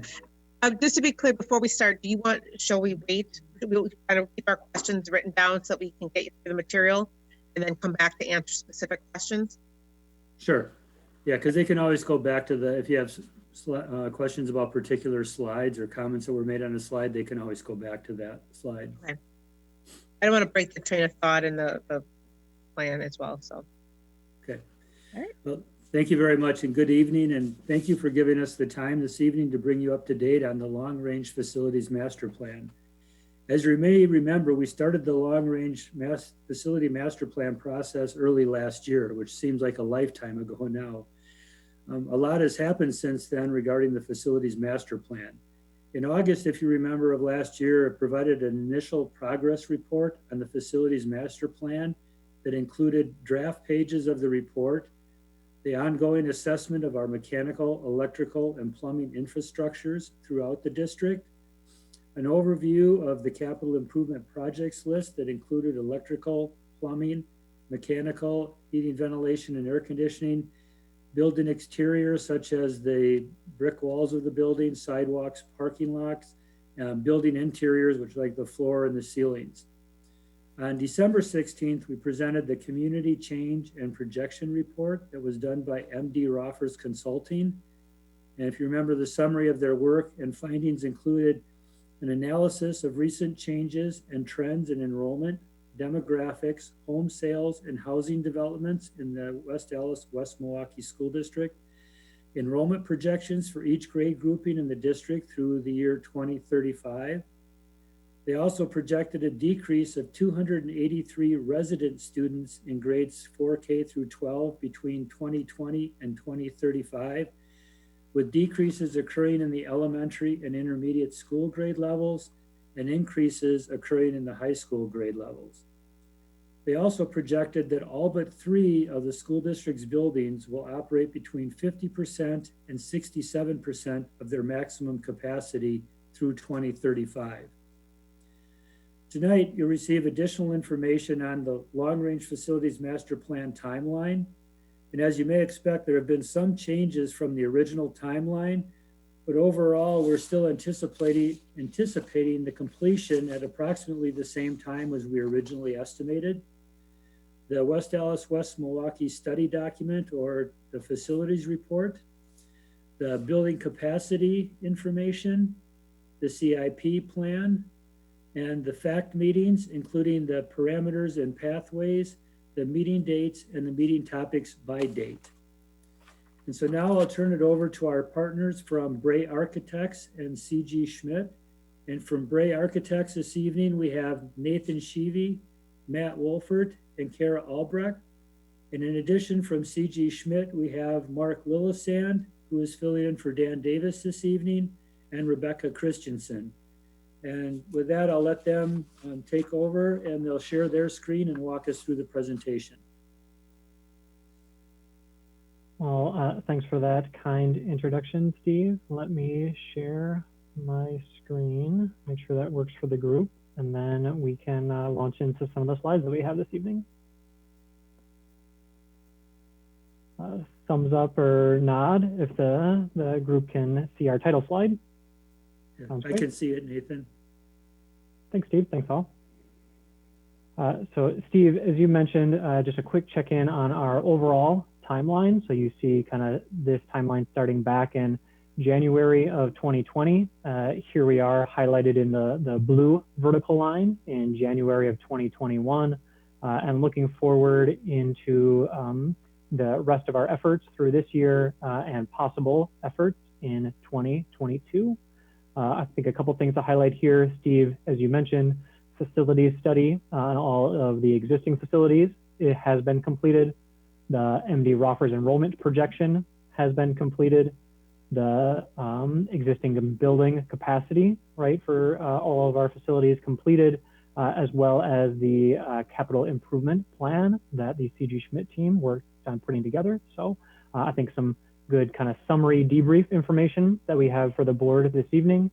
And then as you can see kind of where we are here with this, our blue box in January, launching into our fact meetings, right, here in January through June. And then very early on in our option and solution exploration for our long range pathways. Just a reminder of team members and organizations that have been working with the district throughout this process. So Bray Architects and CG Schmidt two organizations that are connecting with the board this evening.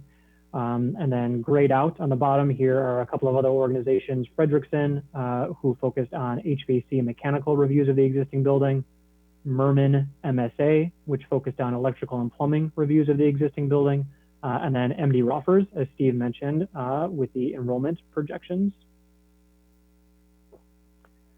So a very quick update to our facilities study document. As Steve mentioned, the last time we connected with the board was back in August when we had draft information for the facility study. That has since been completed. So completed our analysis between the Bray and CG Schmidt teams on observations on site. So a total of over 600 pages for the initial document. And that does not include appendix information with plumbing, mechanical and electrical reports for each of the facilities. So kudos absolutely to everyone involved in that effort. Steve, you're gonna receive a couple tomes, I think, but by the time we end here too. So we'll try to use recycled paper, not virgin paper for this printing when we do it in the office. One of the big sections that we want to focus on today, it's kind of threefold, right? One is our capacity study, the update that we have as we have completed that effort. Second is the CIP update, which Mark and the CG Schmidt team will provide. And then we will kind of end looking at our fact meetings moving forward, Steve, as you mentioned, and the long range pathways that we are currently considering. So introduction here to how we analyzed existing capacity across all of the current district buildings. Really three methodologies that we focused on. Subsequent slides will dive into each one of what those methodologies held. First is based on square footage of each classroom space as identified by principals and users of the building. And then the math there is kind of a square foot per student analysis. So we kind of a room total and we aggregate those to get to a building total. Methodology number two is somewhat similar. It utilizes the number of classrooms, but a class size target. So really utilizing the numbers that Aaron just reviewed with the group. So right, 20 students starting at 4K all the way up to 27 students in our intermediate and high school grades. And we apply those to each one of the classrooms that we have. Methodology three then is really a calculation kind of the moment. So if you recall, Bray did assist the district in calculating social distance occupancies for each of the buildings as we launched into the 2021 school year.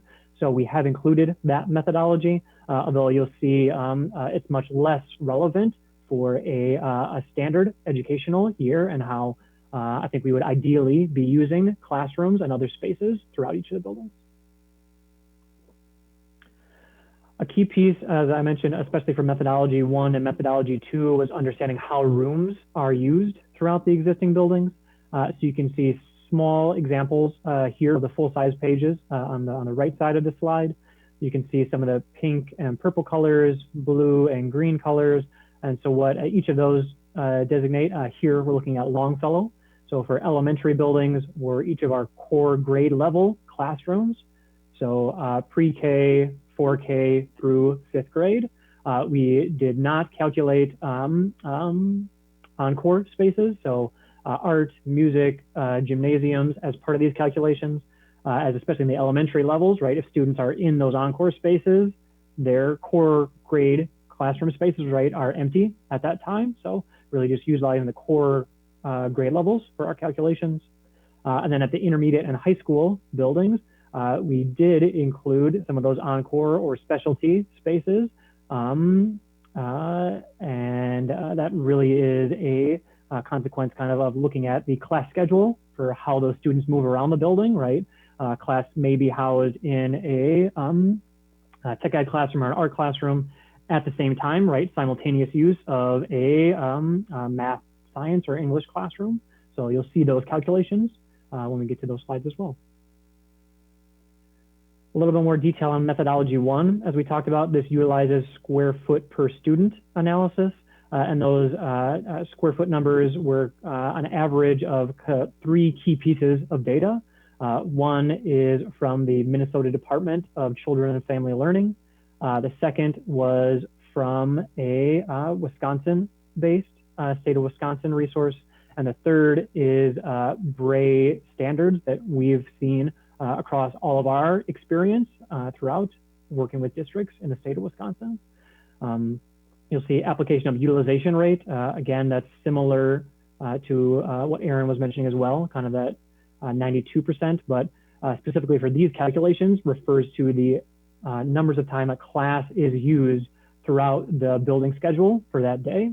So if you can think of a high school schedule of 9 periods per day, 7 periods that classroom is used, right? 7 over 9, we use a 77% utilization rate for that classroom. And so you'll see that moving forward in our slides as well.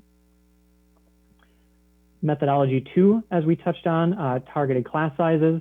So the figures that Aaron had on the screen, 20 students, 18 to 20 students right at our earliest learners, all the way up to 27 students for our intermediate and high school core classes.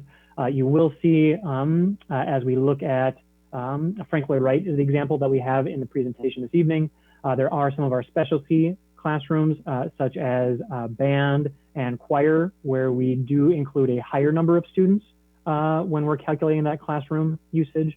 And that's due to the average class sizes that will be in those spaces, right? So you think about a band gathering for rehearsal or a choir gathering for rehearsal, very often more than that 27 student target that other core classes have. And methodology 3, as we talked about, really a calculation of the moment of 2020. I'm not sure if these diagrams are familiar to everyone that's gathered on the call, but they were created for each of the district buildings as BRAE assisted the district with analyzing those social distance occupancies. So here specifically for Longfellow, you can see we're using each of our core classroom spaces.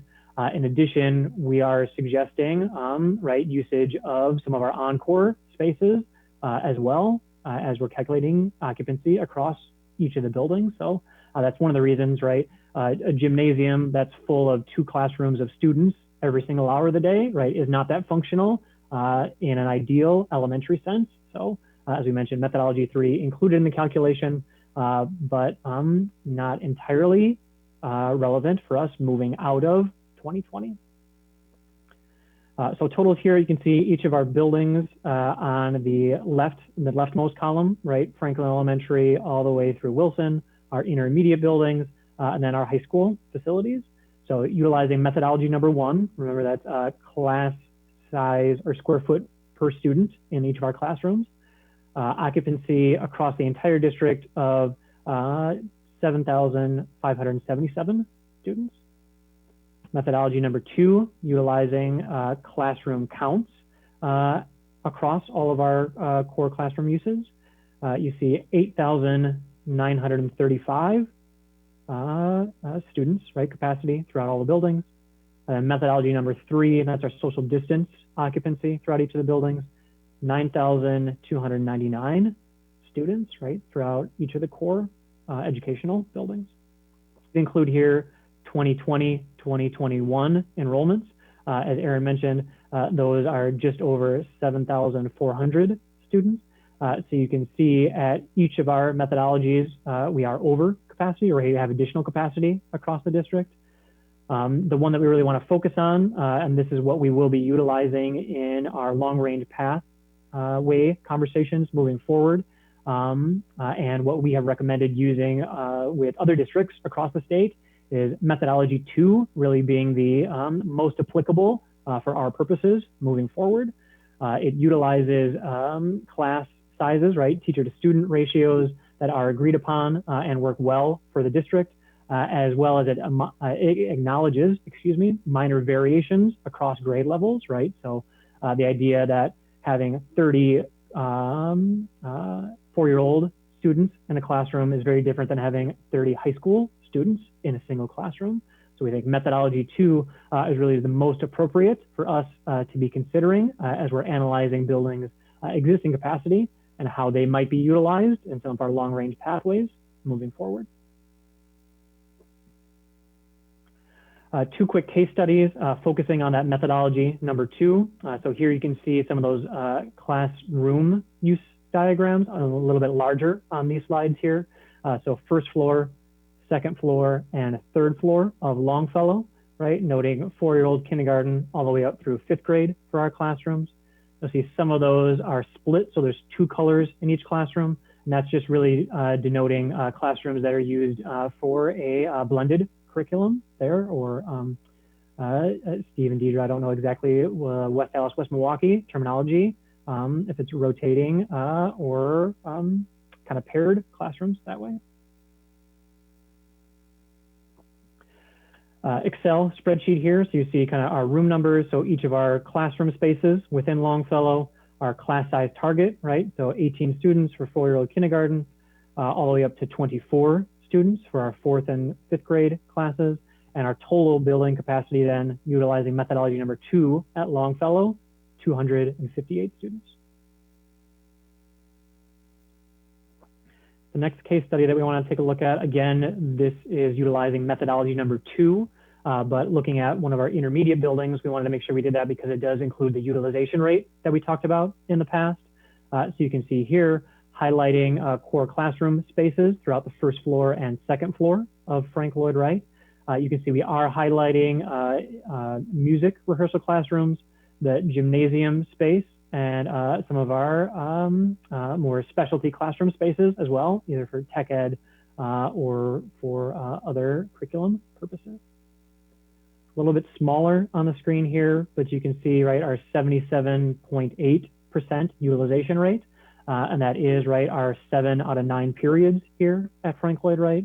So you can see for the rooms that we have identified, so here's a 6th, 7th, and 8th grade literacy classroom, right? Target class size of 27 students maximum, but a 77% utilization rate, right? Used 7 out of 9 periods of the building.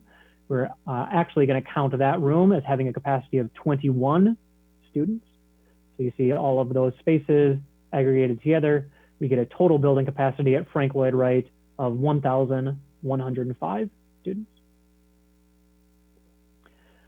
These numbers may differ just slightly from the figures that were included in the most recent version of the MD Roffers report, and that's solely due to the fact that those efforts were being completed in parallel. So we will provide these updated building capacity numbers to Mark and his team, and that enrollment report will be updated with these building capacities that you saw here for Frank Lloyd Wright, previously for Longfellow and all the other buildings utilizing methodology number 2. With that, Mark, I will hand it off to you, and I'll try to advance these slides as we discuss our capital improvement plan. Thank you. Hi, as Stephen mentioned, I'm Mark Lilisan, standing in for Dan Davis while he's out on medical leave. And I also have Rebecca Christensen, our senior estimator, who took the lead on this effort, joining on our behalf. Tonight, we're going to walk through the capital improvement plan budgeting background, the methodology for how the CIP budgets were put together by Rebecca and her team, identify what's included and not included in the budgets, and then view the school by school results, including an example of Irving Elementary School to show the level of detail associated within the CIP. The initial review has the 2 main deliverables that we're presenting today. The Bray Architects Condition and Capacity Study, as well as the CIP list that we provided. Both of these documents are connected and reference each other. They're both just initial studies to be used as supporting information to formulate the long-range facility master plan, along with other information such as the enrollment trends, education goals, strategic plan, and other district-wide initiatives. As the long-range options are formulated and tested, these reports will be used to describe physical solutions and the costs along with the remaining physical plant liabilities. From a methodology standpoint, we wanted to talk about how we put together the CIP. The budgets were to identify the needs required to keep the facility in good working condition. The items that would need investment were based on Bray's facilities condition report, that 600+ page document that Nathan talked about. Were based on our walkthroughs that Rebecca and her team took in walking through the facilities. Were identified by the facility staff, talking to the facilities folks. And then there's other available reports, such as the roof or pavement replacement schedules that we utilize to put together the CIP. So next, we're going to talk about what's included and not included. So part of this slide deck, I have included this qualifications page. This is a good summary of what's included and not included in the 300+ page document that we put together. But the next slide here is really what I want to talk about. It's just the high level summary of what we did and did not include in our CIP numbers. All of the costs are included, including the design and engineering or testing. So it's not just construction, it also includes the design costs. We've based these costs on inflation up to the year of 2023. Peripheral work such as wall patching or sealants removal for access. So some of the items that are related to replacing mechanical systems, if we have to gain access to that, we've included the cost to gain access and to repair that piece. And then we have a small contingency for working in some of these in the older buildings. What's not included in the overall budget is the abatement costs. That report is due to the district on January 15th, this Friday. We did not include wall removal or reconfigurations of rooms, furniture replacement, IT upgrades, or minor repairs that could be done by the facility staff. For example, the report might have noted a ceiling tile that had water damage. So something like that we did not include in our CIP budgeting. So next, we wanted to talk about the school by school results, a summary of where the CIP budgets came in. This CIP list is an initial list for each facility of the capital replacements needed for the items that are coming to the end of their useful life and that affect significantly the function or responsible approach to maintaining the up-to-date facilities for education. This list is not prioritized, or the costs are not spread out over the upcoming fiscal years. As I mentioned before, these are all stated in 2023 dollars. This summary that we have here identifies and breaks it down by the elementary schools first, which those 11 schools totaled $107 million. The 3 intermediate schools grouped together total $45 million. The high school buildings, those 3 totaled $67 million. And then the supplementary buildings that the district has total close to $11 million. And that in aggregate is $230 million. As I mentioned, this is just the information on where they are. We haven't prioritized. That's the next step that the team is going to be, the district's going to be working on. I'm going to go to the next page.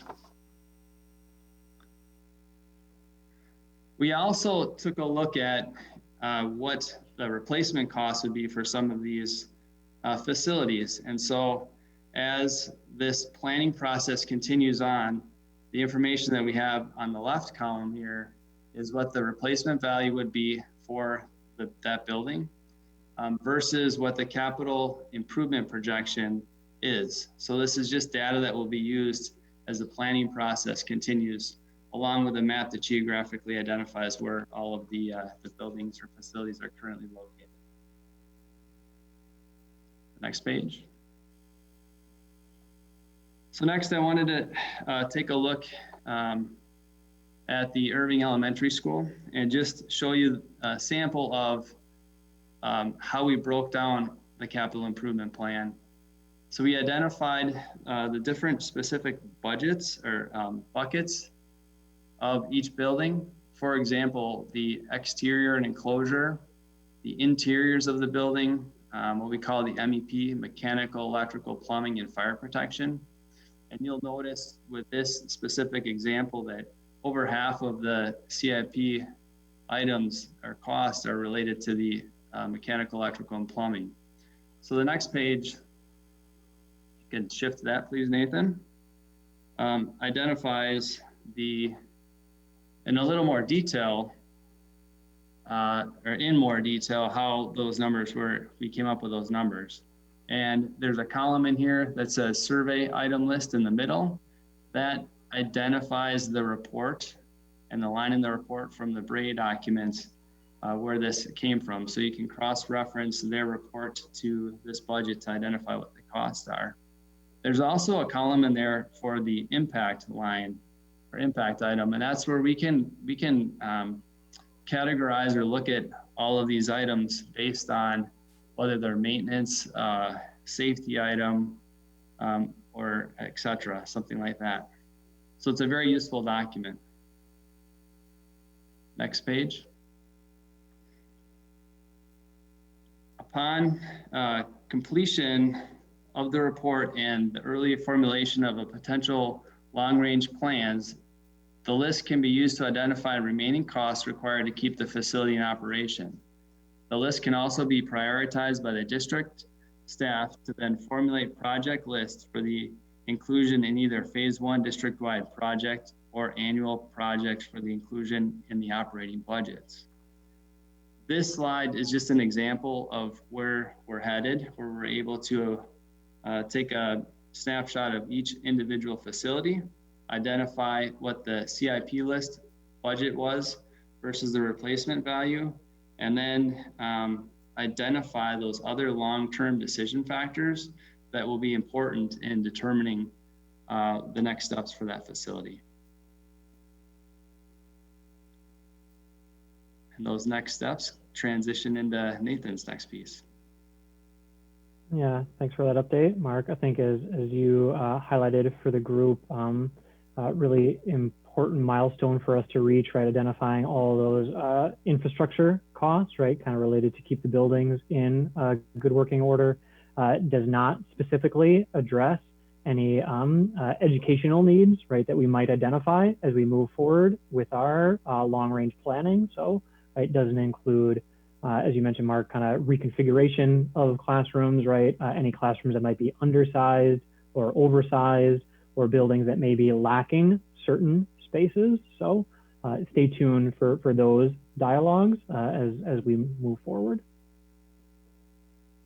Here this evening, we did want to provide an update to the board on the long-range pathway progress that we have made as an administrative team. So between Bray, CG Schmidt, and district admin team members, we've put together the information that we'll review this evening. We are looking forward to presenting this information to the FACT committee as well. I know that's a couple meetings down the line, but I think it will be key to receiving feedback from the community on what might be most appropriate for the district to look at moving forward. These bullet points here are framework parameters. So kind of our guiding principles, kind of the key considerations that we utilized in analyzing each of these possible long-range pathways. If a pathway did not meet one or more of these parameters, we rejected it as a group, and you'll see there are a handful of pathways that we have rejected to date. That's at the end. That's one of the last slides we have this evening.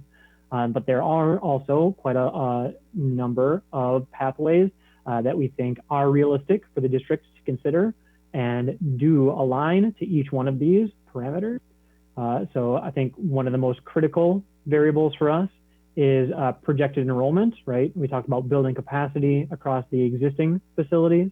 As we look at any potential revision to those facilities or adjustment to the students that are housed at any one of the facilities, what is the projected enrollment that we're shooting for? So what we landed on as a group was a range between 7,400 and 7,500 students across the entire district.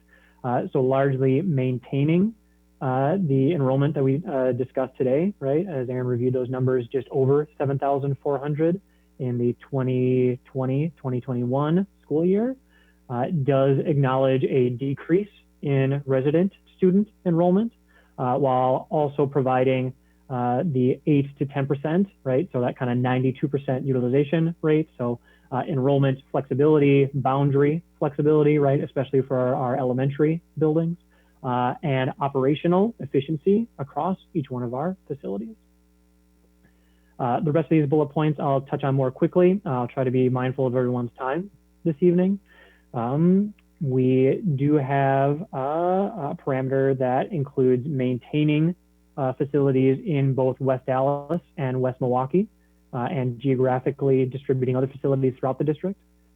Commitment to fiscal/financial, responsibility. More than 2 transitions throughout their academic career. So you can think about starting in one building as you begin your academic career within the district currently, right, in our K4 through 5th grade buildings, right, moving from elementary buildings to an intermediate building, and then from an intermediate to a high school building, right? So that's 2 transitions throughout a student's entire academic career. You can see a couple of other grade configurations that we are currently considering. All of them either maintain those 2 transitions or actually reduce transitions in the examples, right, of possible K4 through 8th grade configuration, and then a 9th through 12th grade building, right? So just a single transition for students throughout their career, or K5 through 5th grade building, and then 6th through 12th grade buildings, right? Again, a single transition throughout their careers. Commitment to having predictable pathways for students as they transition from elementary to intermediate to high school, or to whatever the grade configuration might be throughout the district. 4K housed at each elementary building. Early childhood and transition programs located at a single location determined by the district after options are finalized. So you see that's one of our kind of qualifiers as we begin looking at our pathways, that we haven't explicitly defined the location where those students will be located throughout the district, but we believe it is a manageable number as we look at those students, and we would have flexibility to house those at a facility to be identified in the future once we get a little bit further down in our pathway exploration. Last bullet point here is commitment to 1 or 2 comprehensive high school buildings, and then 1 smaller project-based learning high school building. So again, similar to the arrangement that DOTKey performs today for the district. Wanted to introduce the graphic kind of sheet, single sheet style that you're seeing here on the left side. This is noting the current conditions for the district. So you see school icons here. Each one of these icons represents a building that's in use by the district. So you see 11 total icons for our elementary buildings, right? K4 through 5th grade. 3 buildings here, right? 3 different facilities utilized for our intermediate students. And then the 3 buildings used for our high school students. Doesn't specifically include shared journeys, right, as a facility. But here we're noting Central, Nathan Hale, and DOTKey.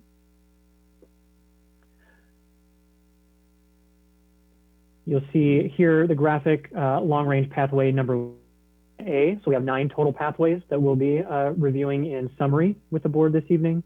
But the graphic here, right, looks very similar.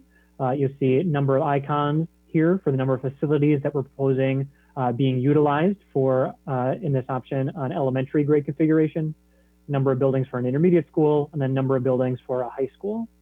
You'll see as we slightly, or maybe it's obvious here, we are not referencing any specific existing facilities in this analysis.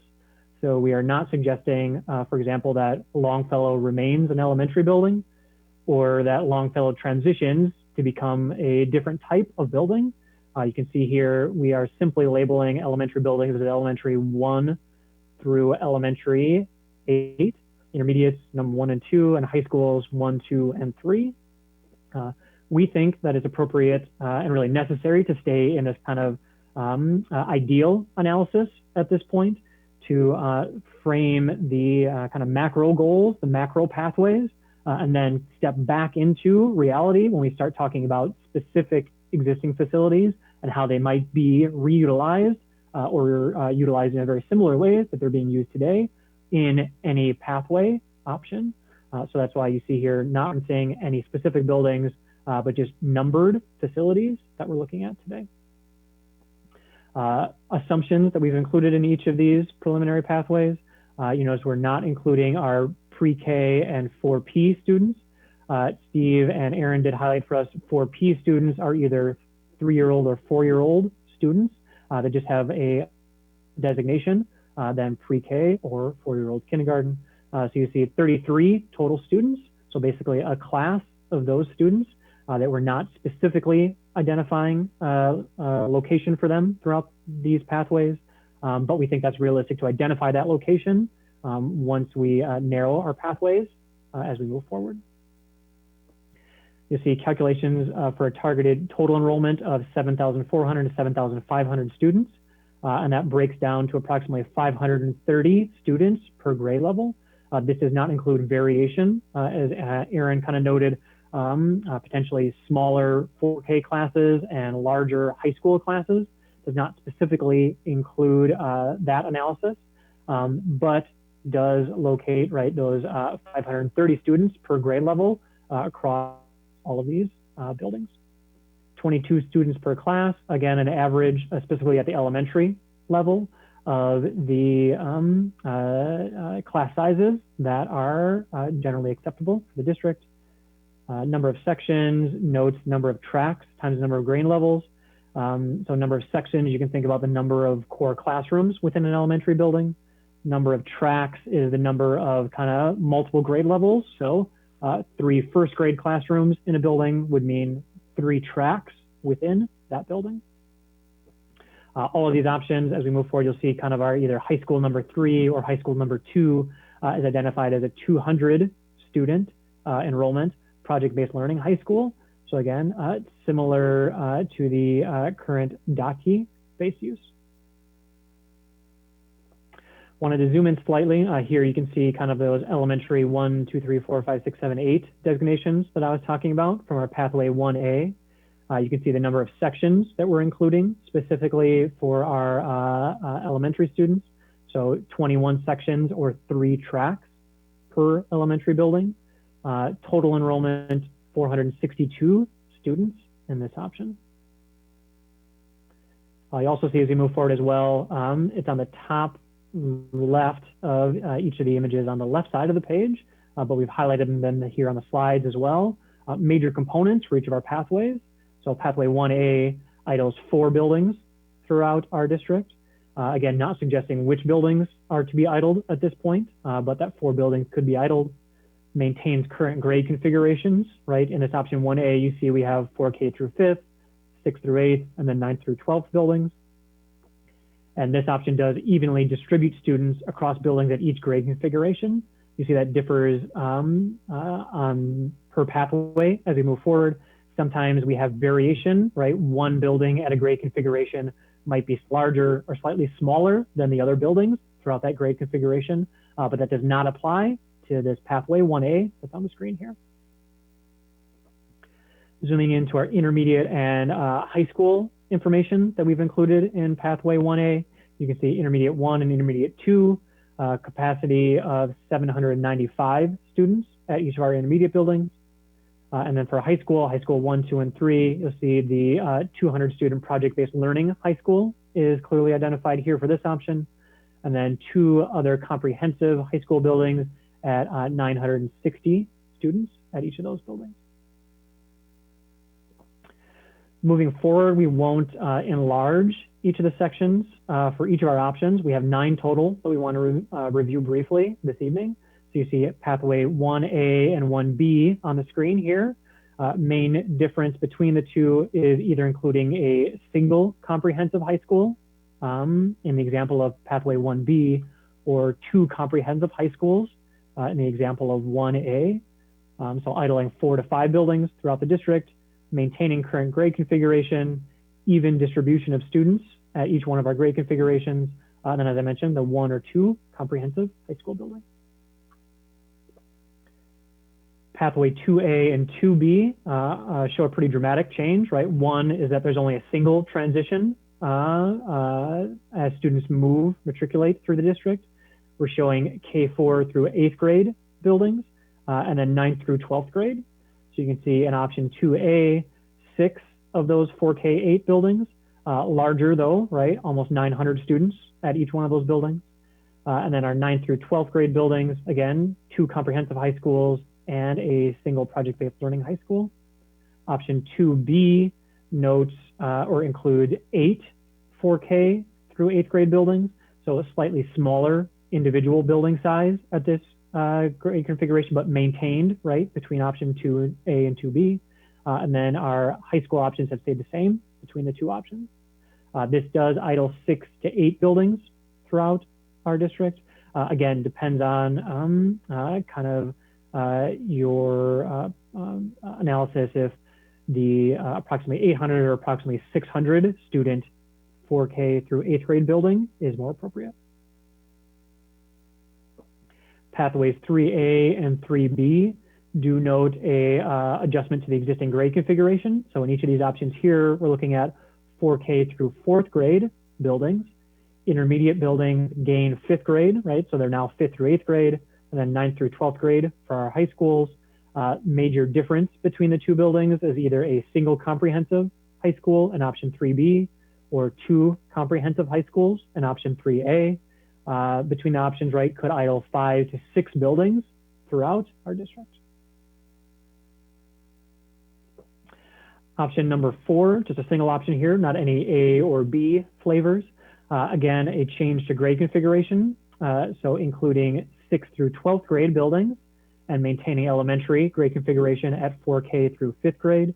You can see 8 total buildings for our elementary, 3 buildings for our 6th through 12th grade buildings of approximately 1,100 to 1,200 students, and maintaining a 9th through 12th grade project-based learning building at 200 students.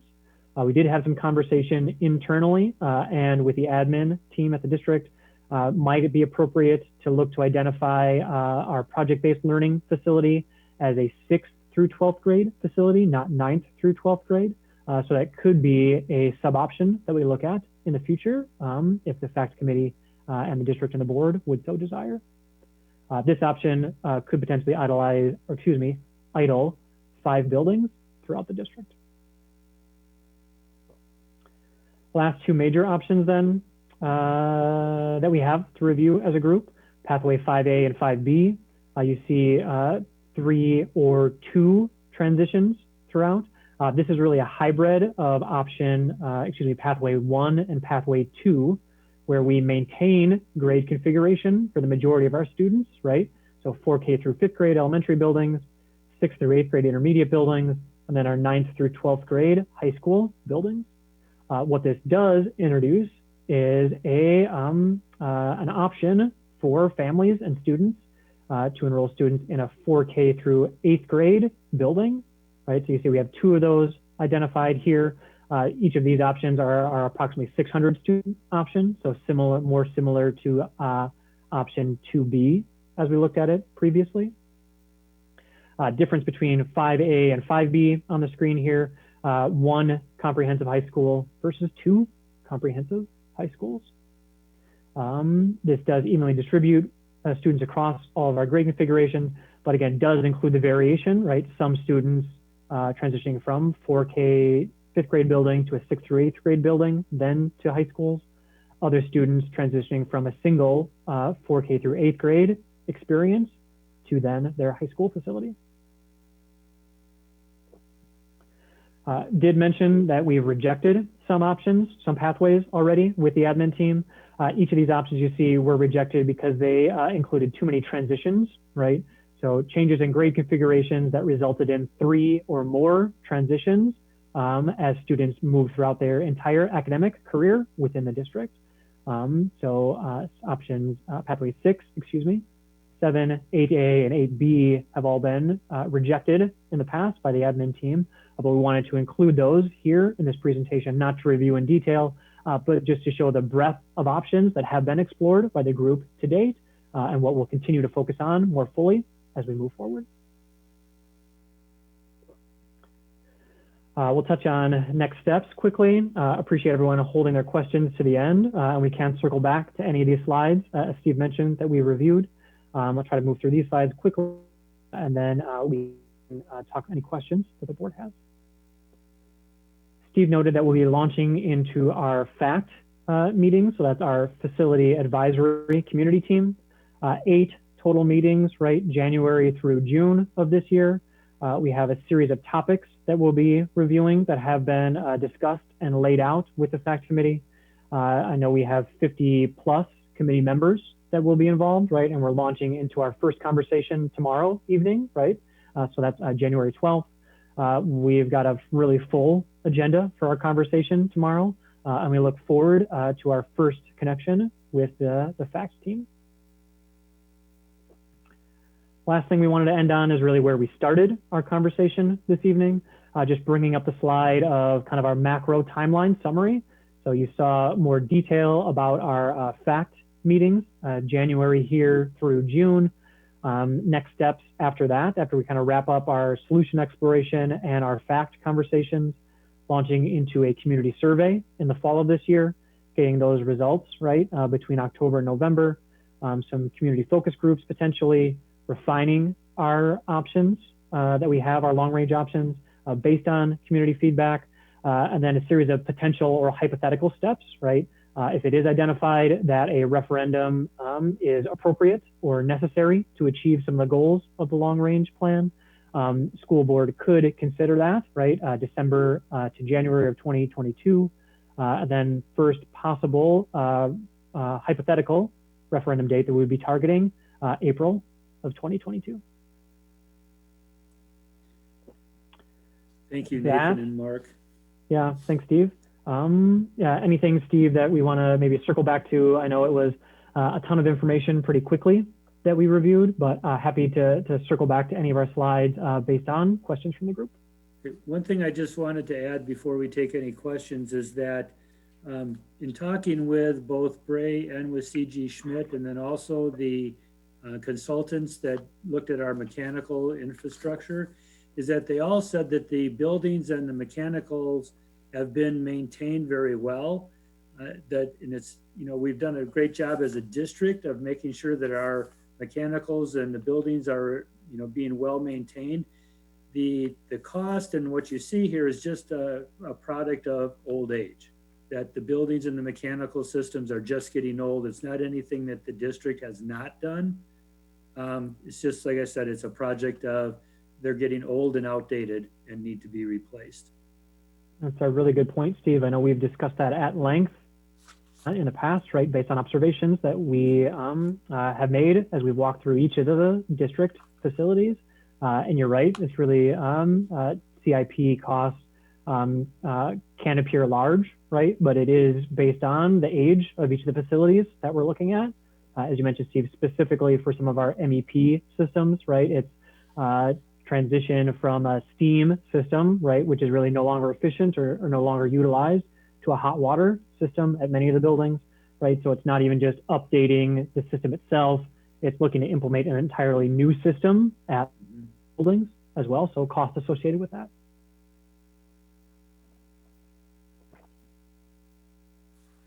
But yes, Steve, Stephanie, however you think it's most appropriate to address questions from the board this evening, happy to answer those. I have to just expand the grid so I can see people. So right now I can only see your screen.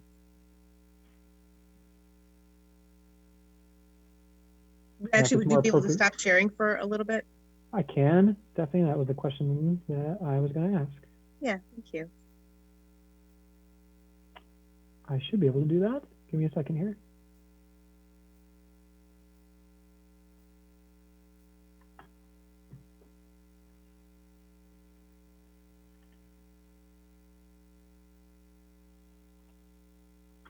Thank you. There we go. All right, so lots of information. So everybody's writing down their questions and have to ask. Who wants to start? Noah? I have no problem starting. So I actually just had one question. I did review this obviously in depth beforehand. And one question that came to mind because we're not identifying specific buildings, but throughout these different scenarios, there are amounts of students that fit in certain buildings, and not all buildings can fit that amount of students. And so I was wondering if it'd be possible, as we go through this process, to, when we're looking at these different options, what buildings are even possible to do what these average student amounts are listed here. Like I saw 900 as one. Obviously, there's only so many buildings can hold 900 students at once. It's a good point, Noah. We can definitely work to identify that as a variable for the group to consider. The other thing that we want to, I think, frame for the group as well is we haven't assumed, right, that we are utilizing existing buildings as is without any additions. So it may be the case, right, that we identify a certain geographical location or a certain building that has other benefits to maintaining it, but isn't the right size. But we could right size that building, right, by either adding specialty spaces or adding core classroom spaces to increase the capacity of a certain building to function as one of the options or one of the buildings in one of the long range pathways that we reviewed this evening as well. Okay, thank you. How will this start being disseminated to the fact committee starting tomorrow? What's the starting point for that group? Again, it's a large group, different interests coming from different backgrounds. How do you start that kind of conversation? Yeah, it's a good question, Stephanie. Slow. We start the conversation slow, right? This has been dialogue that we've been having with the admin team, right, for the better part of 6 months almost, right? Looking back into summer and spring of last year to winter of this year, right? It's been a multi-month conversation with the board that we've had, right, from our connection back in August to our dialogue today. So tomorrow evening specifically, right, we will not be reviewing long-range pathways with the FACT committee, right? We're going to start with kind of building foundation information for them. So start with our capacity analysis, can start with our facility study analysis, right? Our conversation in February focuses on the CIP plan that was put together by the CG Schmidt team. And it isn't until, right, kind of the end of February into March that we start dialoguing about the possible pathways that we have. There, I think it's important that there's rounds of presentation, right? And then it's kind of pause, feedback is gathered, right? A small group or via large group in those conversations. We're continually tweaking and revising pathways based on feedback that we hear. So we would take that from the board this evening as well, if there are any immediate or gut reactions that you have to the pathways that we have on the table. But we would plan to present all 9 pathways that we've identified so far as an admin team, at least initially, right, those preliminary pathways to the FACT committee with the full assumption, right, that some might be rolled out very quickly or some might be right, revised kind of beyond recognition by the time we get to the end of our process. The other thing, if I may add too, is that one of the things that we planned on doing initially was having tours of the facilities so that the FACT could actually go and tour all of the sites and see them. Not being able to do that now for obvious reasons, what we've done is we've created an elementary school tour video, and then we're also going to create a secondary school tour video. And the elementary one will be shown tomorrow at the meeting, and then at the next meeting we'll show the secondary building one, where we'll identify some of the needs that we have at every one of our sites at each level, at the elementary and the secondary level, and then also show Steve, you went mute. Some of the, and then we'll also show pictures of some of those areas where we need those, like maybe window replacement or parking lots, or you know, the boilers and things like that. We just thought that was important to do. Otherwise, a lot of the members of that committee may not have been in our buildings for a while. and may not have an idea of what it looks like. And so we thought this was a great way of doing that. Great. Gary? Yeah, can you hear me? So in the presentation on page 24, under considerations used for including items on the CIP list, I think on number 3, do you mean in the last sentence, West Allis Intermediate, should that be West Milwaukee Intermediate?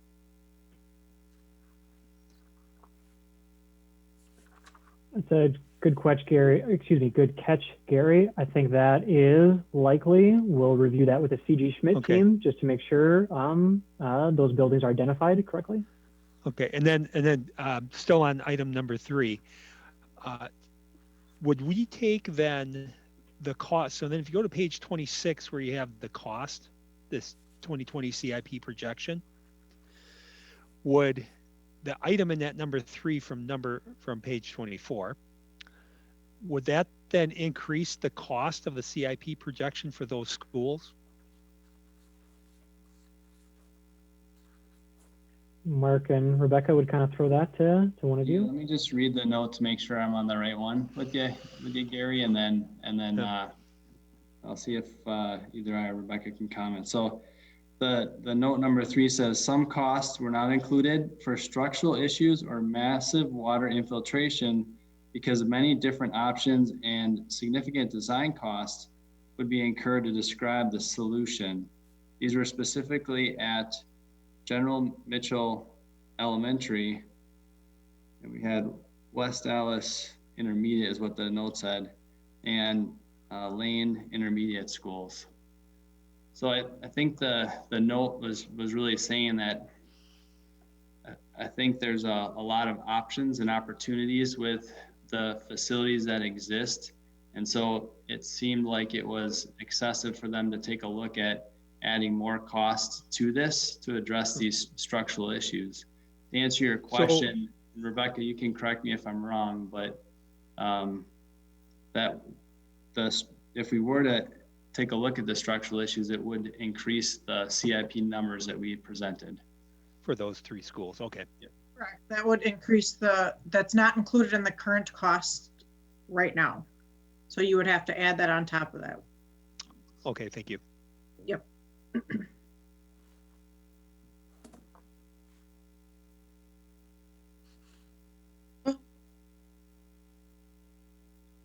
I guess that's an important point that Gary brings up because structural and major water intrusion sound like expensive problems. And when we're thinking about the different options that are before us, if those 3 schools are included in the options that we're considering, it could make a big difference in what way the FAC committee leans, what way the board could lean in the decisions that we're making.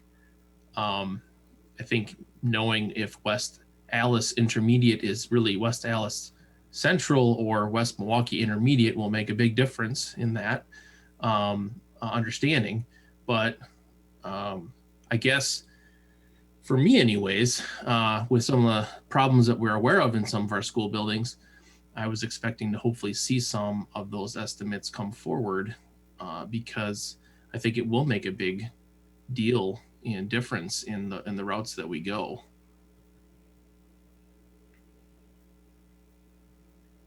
Well, I do think as we continue to explore, or as we move forward with exploring a smaller number of options, or as we continue to kind of refine and narrow our options, right? I know we talked about it before. I think it's very likely that we will be considering, right, some significant renovations and possible additions to address educational considerations, and would be kind of forthcoming with both costs associated with that, right? Because those would be above and beyond the CIP list as it's identified to date, just because we thought it was a step too far in advance to suggest specific buildings that we would be adding or renovating to. But we can, right, if West Milwaukee or if General Mitchell, right, if one of those are included there, would take a much closer look at any existing structural concerns, right, at those buildings as well at that time. So I think there are more costs in general related to educational investments above and beyond, right, some of the infrastructure investments that were presented this evening as well. So we'll continue to keep the group abreast of those figures and that dialogue. One other thing that we can do as well is we can put an asterisk by those 3 schools that identifies these costs are not included. So as board member Lee said, that if we are looking at those particular sites, that we make sure that we draw attention that those items aren't in there. That's what I was going to suggest as well, Steve. I think that's a great way to keep it on our radar as we're continuing the discussions. And I don't want to belabor this point because I understand the view we're at right now and where we're moving forward. I just, specifically with West Dallas Central, we are aware of significant issues with the building, and we were, where we're going in the future, I think with the high schools in particular will matter quite a bit on what I was hoping to find more information about specifically those kind of issues that might have been identified, which I didn't see in this analysis, and I don't know if that's what's being referred to in that note. But I know that it was a major decision point earlier, and I think that it will continue to be so. And so that's why it was my concern, because I could see the difference in having to do, and this is outside of educational needs and beyond educational needs at Central, but the just being able to have a solid foundational school and the other things that going forward with that and the cost associated with it, because obviously 2 major high schools are play very prevalent in a lot of the options that we're looking at. Rebecca, do you know, was that West Milwaukee Intermediate? That's what I'm assuming it was, and not the high school. Yes, it's West Milwaukee Intermediate, and it's at the front entry of the old auditorium. So related specifically to the West Dallas Central High School, Rebecca, you and your team incorporated the notes that were related there, right? That does not have the same asterisk or caveat that we've been discussing. Correct, not for West Dallas Central. Yeah, so the numbers that we're looking at here, I believe address what you were talking about. Okay, so the numbers for Central include all known issues and what would be needed to do to essentially correct them. Mm-hmm. Yep, and I apologize for the error here on with the West Milwaukee Intermediate to cause this confusion. Great, awesome. Well, I think that'll help quite a bit. Thank you so much. Yep. Gary, do you have more? Yeah. Yeah. So just if I heard it right, the comment was that in West Milwaukee Intermediate, for example, was the old auditorium. That's so would as we move forward, those issues will be more specifically identified exactly where the water infiltration is, correct? Yes, it would take a little bit more investigating than we had done at this time, especially looking at the West Milwaukee Intermediate School, especially I know that you guys have done a number of issues to try to correct the water infiltration. And so we'd want to dig into that further to understand.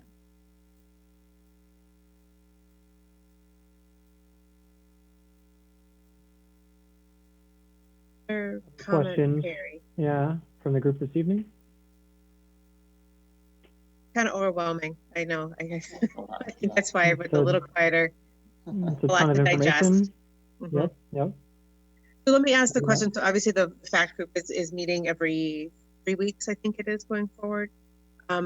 Marty, what updates does the board get going forward after FACT updates? Is it toward the end? Is it after each meeting? What's the communication pathway going to look like? Beth? I can answer that. Yep.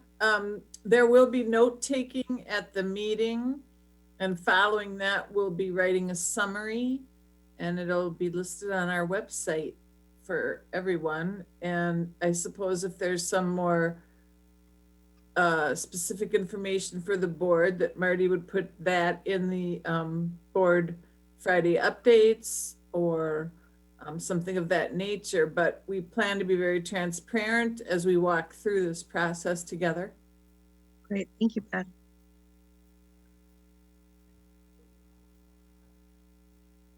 All right, any other comments, questions? Going once. Steve, you want to jump in? Anything else you want to summarize for us before we move forward? No, I just agree that it's a lot of information, and if any questions come up, you know, after people have had a little more time to look at it, feel free to let us know.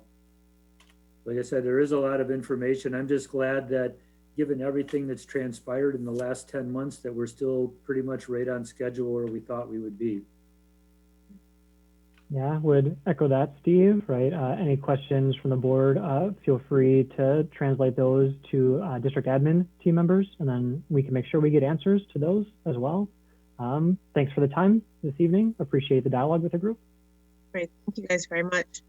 It's sort of like the universe, right? And kind of now we have to kind of sift through the universe and kind of get into smaller, solar system type of, and then from there, planet system, whatever. So it's definitely kind of filtering through a lot of data. So this is a great starting point, see where we're coming from and where we ultimately will wind up. So thank you all very much for the work that's gone into all of this and for all the work that is yet to come. It is certainly appreciated, not just by this board, but also by our community, that the attention is being paid to these buildings that house our staff and house our children, and so many other community events as well. So thank you for that. So that is the last item on our agenda for this evening. We would look for a motion to adjourn. Moved. Second. Moved and seconded. All those in favor say aye. Aye. Aye. Opposed? All right, we are adjourned. Thank you very much, everyone.